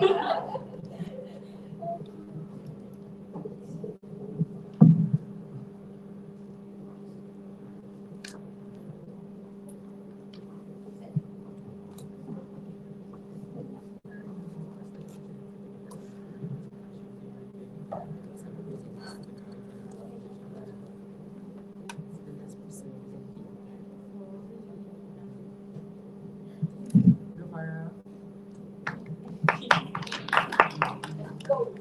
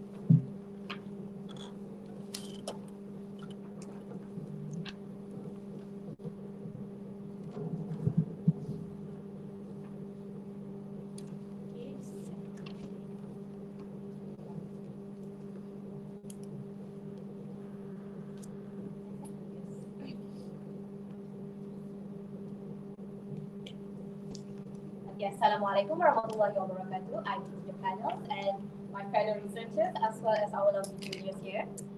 First of all, let me introduce myself. My name is Farah Nabila binti Muhammad from Hassel 1 PISFP June 2020-2024, and my supervisor is our beloved Madam Salma binti Abdullah. And the main character of today is my research, which is entitled The Effects of Note-Taking on Tassel Training Teachers' Academic Performance in IBT KDRI. Without further ado, let's start with the background of study. So first of all, the study sheds light on the crucial role of note-taking and how it impacts the second language learners. There are already a lot of extensive researches that told and indicated that English learners or second language learners apply a lot of learning strategies in their learning development. And it is quoted in Alexander et al. 2022 that English learners employ diverse strategies compared to other subjects, and it is crucial for their academic settings. And although there are already a lot of learning strategies out there, note-taking stands as the fundamental tool for second language learners to obtain and learn a new language. Thus, for part 2019, it is told that note-taking is crucial for second language learners in academic setting as it involves understanding and selecting pertinent information during learning. And for training teachers who are going to be conducting a lesson in their classroom, it is important for them to have a strong foundation on effective knowledge transfer to their students, and as well as the communication skill in terms of organizing and synthesizing information to their students so that their students will be able to understand and comprehend what is this teacher actually talking about. Okay? Alright, next move on to my background my statement of problem. So based on my reading, I read that most past researches were done out of the Malaysian context, and the respondents were not of TESOL training teachers. And the past respondents were all computer network, psychology, and foreign language, which means that the respondents of the past researchers were not of TESOL training teachers, and not even one of those who are going to be teachers in the future and educators who are going to deliver knowledge to their students. Next, the diversity of these respondents who are not training teachers or aspiring educators, their personality, attitudes, cognitive abilities, and all are various, and it's not correlate to the training teacher's personality and upbringing, as they are already trained to become educators in the future. Thus, the diversity of these respondents will hinder the conclusive findings on note-taking impact on TESOL training teachers' academic performance, because the past respondents were not of TESOL training teachers. Thus, we don't actually know how note-taking actually affects the academic performance of TESOL training teachers. Thus, to fill this gap, this current research will investigate the effects of note-taking on TESOL training teachers' academic performance. Moving on to my research objective, The first one is I want to identify the main effect of note-taking among PISLP June 2022-2027 PESEL training teachers. And my second objective is to identify if there is any difference in the effects of note-taking between high and average achievers among PISLP June 2022-2027 PESEL training teachers. That one is for my research question. And the first one is, what is the main effect of note-taking among PISLP June 2022-2027 PESEL training teachers? So for the main effect, you will see later that I have highlighted 3 effects of note-taking in this research. And the second question is that, is there any difference in the effects of note-taking between high and average achievers among PISLP June 2022-2027 PESEL training teachers? Next one is my research hypothesis. So I use null hypothesis, which stated that there is no significant difference in the effects of note-taking between high and average achievers among PISLP June 2022 and 2027 PESEL training teachers. Moving on. Okay, so for my significance of research, so for this one, there are 2 stakeholders, and the first one is training teachers in IPG. As we all know, for aspiring educators, it is important for us to have a strong foundation in good communication skill and effective organization skill while we synthesize the information that we want. Thus, it is important for training teachers to leverage note-taking to refine their teaching method in order for their future students to actually understand and comprehend the content of the lesson that the teacher are teaching them. And the next one is for them to develop a strong foundation for effective knowledge transfer. Thus, by having a strong foundation for effective knowledge transfer, the training teachers will be able to come out with comprehensible and digestible points that will be able to help their students to engage and participate in the classroom. Next, the next stakeholder is lecturers in IDT, in which this research will be able to help the lecturers in IDT to encourage training teachers to become active listeners. So by active listeners is that there is a relationship between making a link between the prior knowledge and summarizing different ideas and knowledge that they already got from the current situation. Thus, it is for lecturers in IPG, with the information and knowledge that they got from this research, they'll be able to encourage training teachers to become active listeners during lectures or any learning environment. Up next. Alright, so for my past research, the first one, according to Shi et al. 2022, this study revealed that collaborative note-taking produced the most learning achievement among other note-taking styles. And it means that by the participants who engage in a collaborative note-taking process, they will be able to engage more deeply with the material, and they will be able to understand and exchange notes with their friends and their other learners. Thus, it concludes that for this past research, I extracted the first effect of note-taking, which is increased participation. Next is the previous study done by Kinikaya Phillips 2013, and this study highlights on how note-taking enhances students' performance without heavy reliance on memory. So while taking notes on them, they will be able to retain and recall the information that they have learned, and will be able to recall and retain the information better when they want to educate and use information later on. Thus, the next effect of note-taking that I have expected from this past research is improved memory retention. And the next one, the last one, is a previous study done by Shell et al. 2021, and this study revealed that note-taking encourages deeper processing. Deeper processing here means that when they engage deeply in an in-depth understanding and comprehensible situation with the material subject matter, they will be able to encourage deeper processing and enhance comprehension in themselves, which result in a better connection with the material. So the last effect of note-taking that I have extracted from the past research is enhanced comprehension. So for these 3 effects of note-taking, that you will be able to see later on in my research instrument, there will be the independent variable, and I will also include that in the research instrument as the 3 sections. Alright, moving on.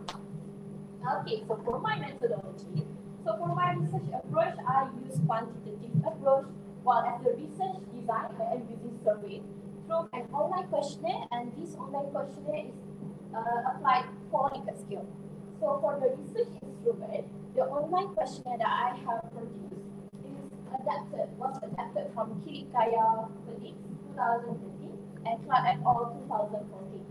Meanwhile, for the political scale that I have applied in this research, as quoted by Question Pro 2018, this type of Likert scale enables researchers to incorporate 4 distribution without including a neutral choice. Thus, I'll be able to reduce neutral responses among the participants and help them to choose the option that most closely aligns with their perception and opinions in terms of the subject matter. The next one is my research respondent. My research respondent consists of TESOL PICMP June 2022, 2027 training teachers, and they consisted of 47 people. And I have picked 10 training teachers to become my pilot study participants, and the remaining 37 respondents will become my respondent for the action data analysis. The next one is next one. Okay, so this is my conceptual framework. As I have explained in the just now, the effects of note taking improve memory retention, enhance comprehension, and increase participation. These are all the effects that I have extracted from the past researches, and they become the independent variable in this research. Thus, this effect of note taking will also included in the research instrument. But as PICMP June 2022-2027 test of training teachers' academic performance is the dependent variable. Okay, moving on. Alright, so data collection process, as you all know, after we have produced our instrument, we will get our approval from our supervisor, and then we will need to seek permission from the research and innovation department. And then once permission was conducted, pilot study will be conducted. And for pilot study, participants are 10 out of the 47 PICMP training teachers of 2022-2027. And Lewis et al. 2021 has already quoted that there is no definite agreement of how many of the amount of participants in a pilot study. However, the recommended number for the amount of participants in pilot study is 10 to 12 per group. Thus is the reason why I chose 10 participants for my pilot study. And the reality test was conducted from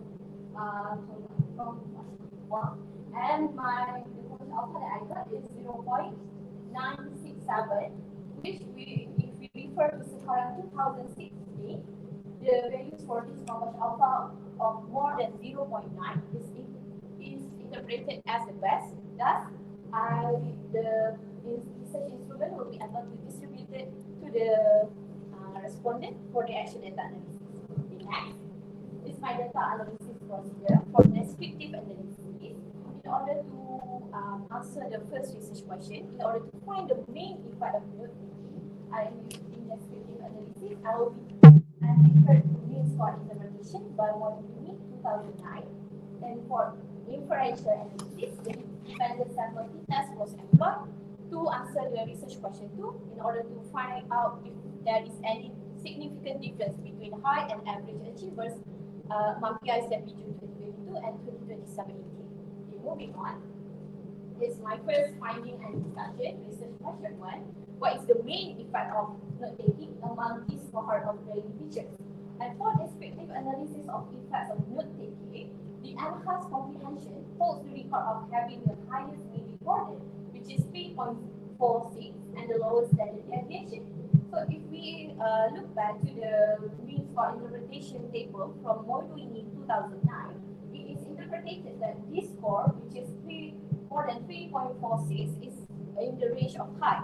And thus, the main effect of note taking among this particular cohort of TESOL training teachers is enhanced comprehension.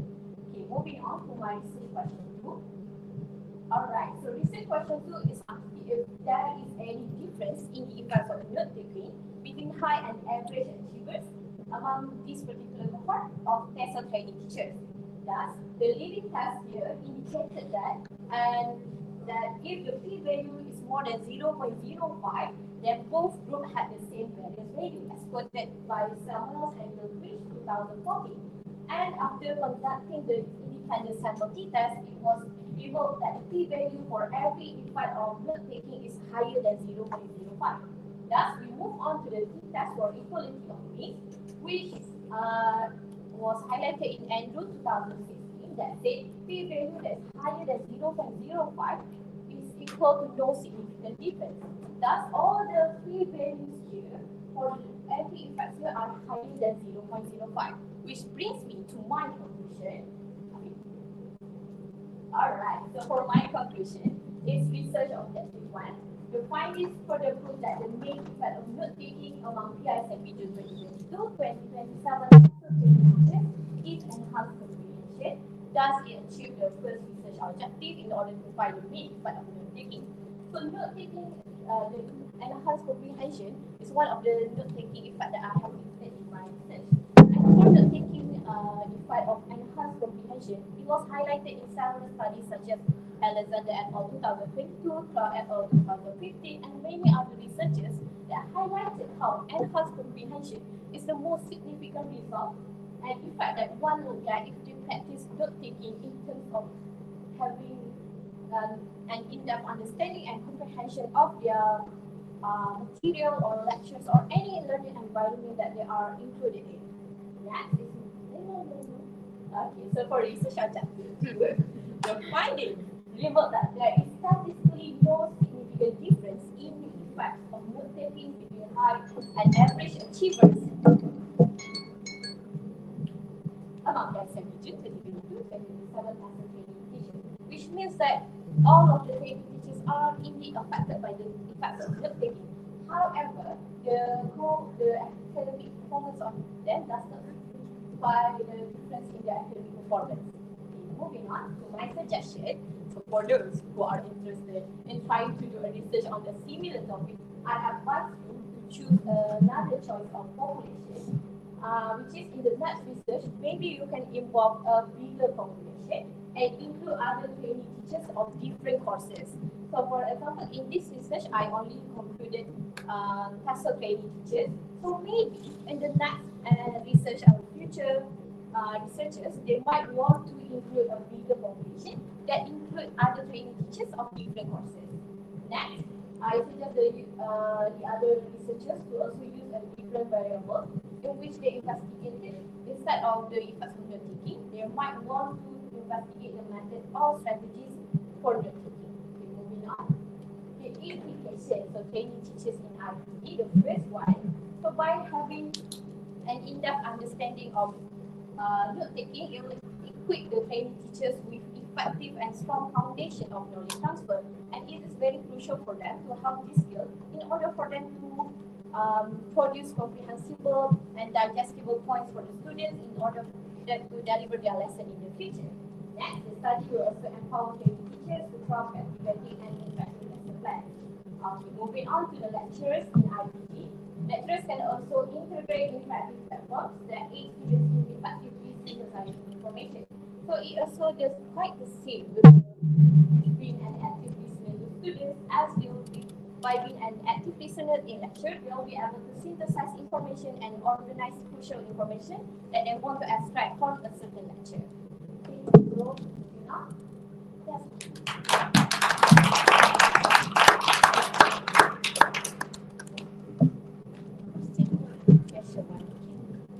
What made you want to conduct a research about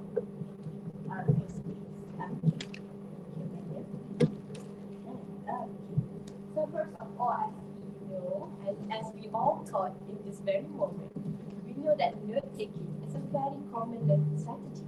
However, we don't really know how to maximize the potential of these learning strategies in terms of having a strong foundation of having effective knowledge transfer, especially for training teachers. Training teachers need to have good communication skills, and this is highlighted in several studies such as Clark et al. And also Shi et al. 2021, I think. Okay, so it is highlighted that training teachers or aspiring educators need to have good communication skills where they are able to organize information according to the learner's understanding levels. Thus, it is very important for them to start from the basis with which is note taking, in order for them to have the skill to synthesize and organize information accurately and in a simple and clear manner, in order for them to develop the skill in while they are teaching in the future. So the next one, I'm sorry, one more. Okay, so it is also important for training teachers to have the skills of note taking in terms of it will be able to develop that in terms of content organization in which they will be able to apply them in their future lesson. Because for kids, if you don't organize the information that you want them to learn, they'll be all over the place. So for kids who are trying to learn, you need to really synthesize and organize your information accurately for them to understand the lesson and be able to engage actively in the lecture and in the lesson. Yeah, please. Okay, so yes. Next question. You are using survey. Yes, sir. Okay, when I look at your topic, the effects of note taking, Yes. I was thinking, why didn't Farah use experimental or post-experimental to look at the effect? Why did you choose the survey design instead of other design? Survey. Okay, so first of all, for the survey design.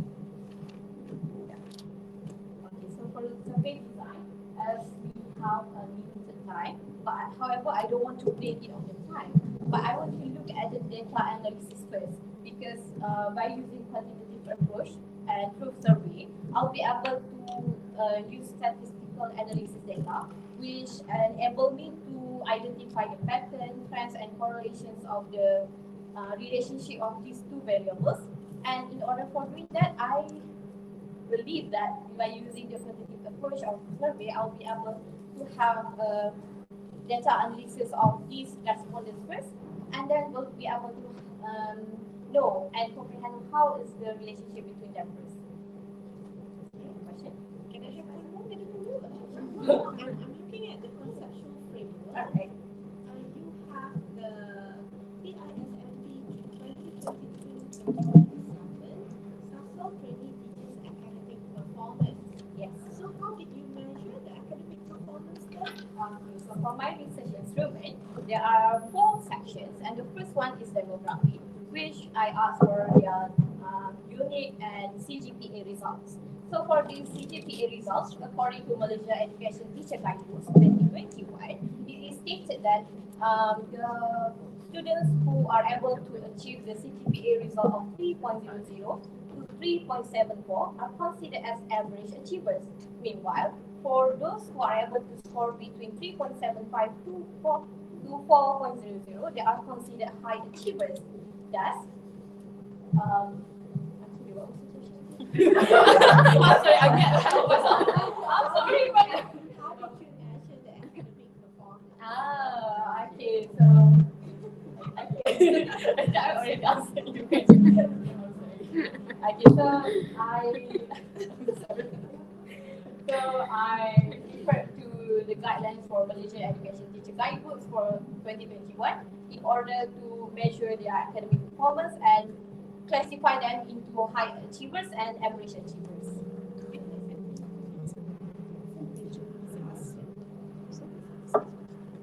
My concern is that based on your past research, and you have collected something about collaborative thinking style. Yes.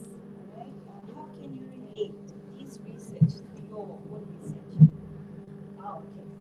Alright, so for that particular research by, I think it's She and All 2021, which talk about collaborative note-taking style having the most significant learning achievement among other styles.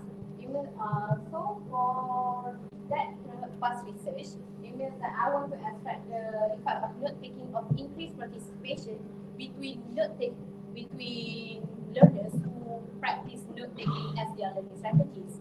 Thus, I want to implement that the effect of note-taking is increased participation as the learners are able to engage in a collaborative way in order for them to engage deeply with the material and have a comprehensible input from the data that they got from their other learners or among their peers. So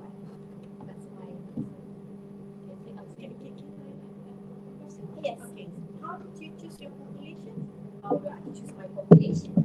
So as I have mentioned before, for the quantitative approach, I want to look at the statistical analysis data first. Thus, I believe that by choosing the smallest batch, okay, so before the PRSMP 2023-2028 came into our IPG, so the PISMP 2022-2027 were the smallest sample batch among the testings. Thus, it's the reason why I choose them because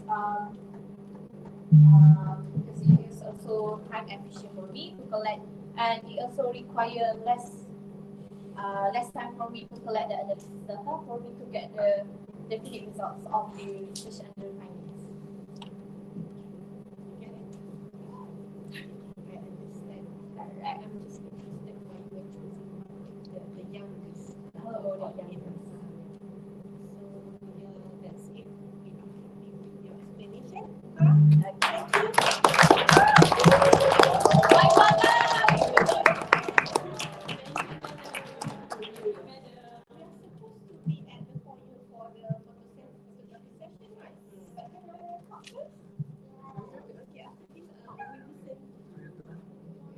Thank you.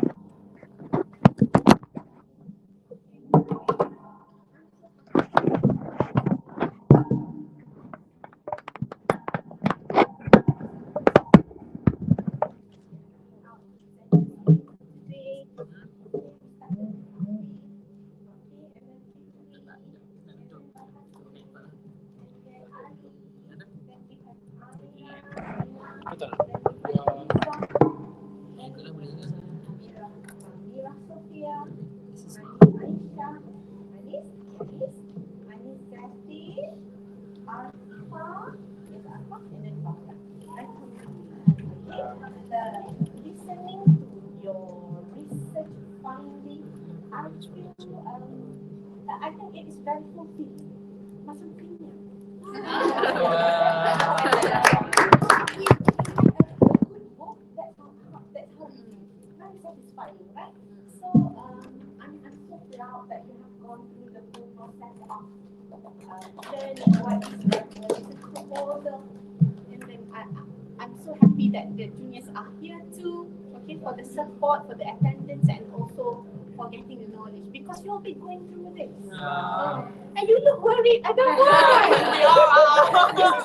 We're scared. But you will be doing this too. And mind you, actually it gets more and more advanced by time.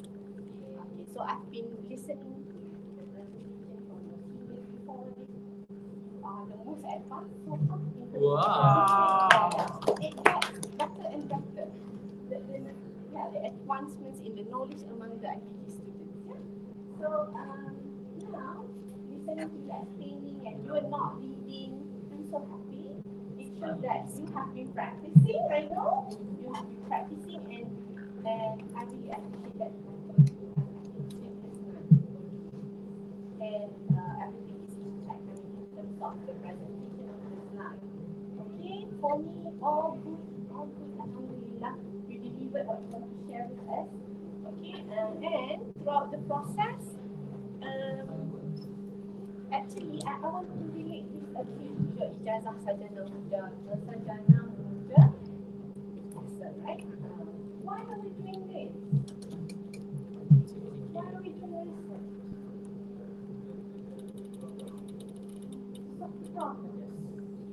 Okay, what else?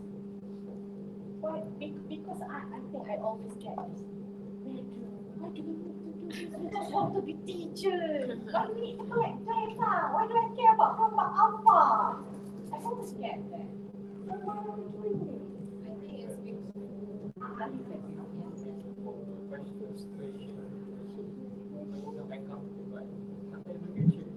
that's what you want to get. For my opinion, for our research years, there are a lot of different topics that concern the students and even the training teachers themselves. So by having this knowledge from these researchers from our fellow friends, it will be better equipped us to understand our students in the future and the problems that they are having in the classroom later on. Because in my past interviews from other GB group staff from other primary school, they also said that they are the primary teachers right now are also doing action research and research on their students themselves. So from doing that, from doing research right now, we are able to equip ourselves with better skills so that we can apply it in our future students. Teachers, we solve problems, we see problems, we find solutions or betterment of our kids in the classroom. So action research is what we do every day basically. But of course we need data. Data informs us what to do next. So that's why we're doing this, and we are in the steps of the previous scholars, our Muslim sarjana. That's why your degree is called ijazah sarjana muda, because we are in the steps of the Muslim scholars. You do the research, you have the findings, you contribute to the society and the academic. Okay, you get it? Yes. Where is the sarjana? Sarjana is the contribution of knowledge and findings. That is your sarjana. That's why you do this towards the end of you're doing it now. Because maybe by June next semester you will be here. Okay, you'll be 3 whole teachers and we are so happy to see you in the system and to see you again. Okay, so I'm so happy. Thank you so much for your sharing today.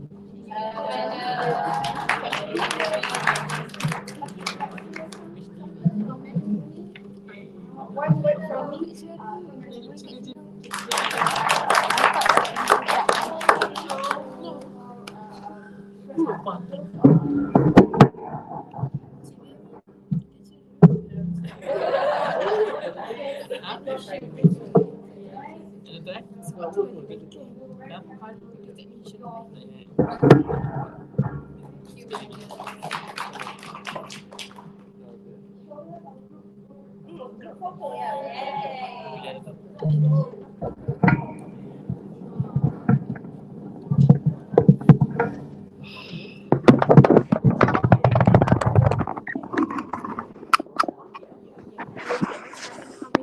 Dah habis.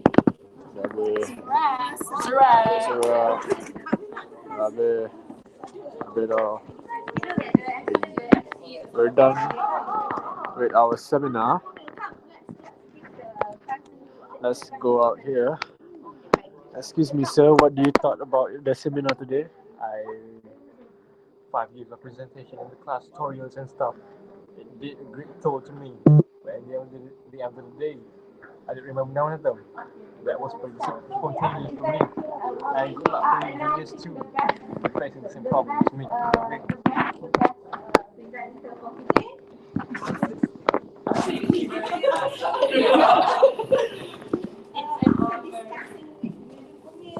I think the best presenter award goes to Amira.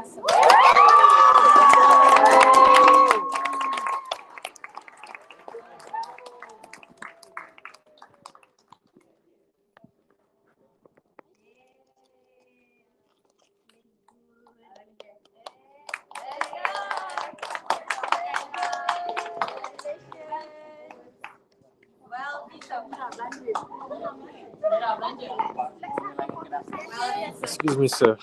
What? Give me your opinions. What do you thought of your presentation today? I think I did great. I got many questions out of everyone. I have the most questions asked. And my question is not in my research, but it's okay. Overall, swipe up. Excuse me. How was your presentation for today? What are your thoughts and opinions? It went well, even though I didn't know what to do, but I guess at the end of the day, we done a great job. I'm very glad with Anis, our president. Hello guys. What's the question? How do you feel after the presentation I'm today? really glad, and I'm here as the representative from my batch to thank all of the parties that are involved in many teams, the one that serves us food, the photographers and everyone. So we're very thankful for you guys. Thank you for helping us. Alright. I was there just now, but then I reincarnated. Yes. Thank you for today. Alright, that is all, guys. Best presenter. How do you feel for today? How do you feel? How do you feel? Relieved. No, that it's over. Now it's over. Camera. Ni. Oh, Yeah. what? I have to tutup. Yeah. Bye. Alright. Alright. Alright. Come on. Well deserved. Well deserved.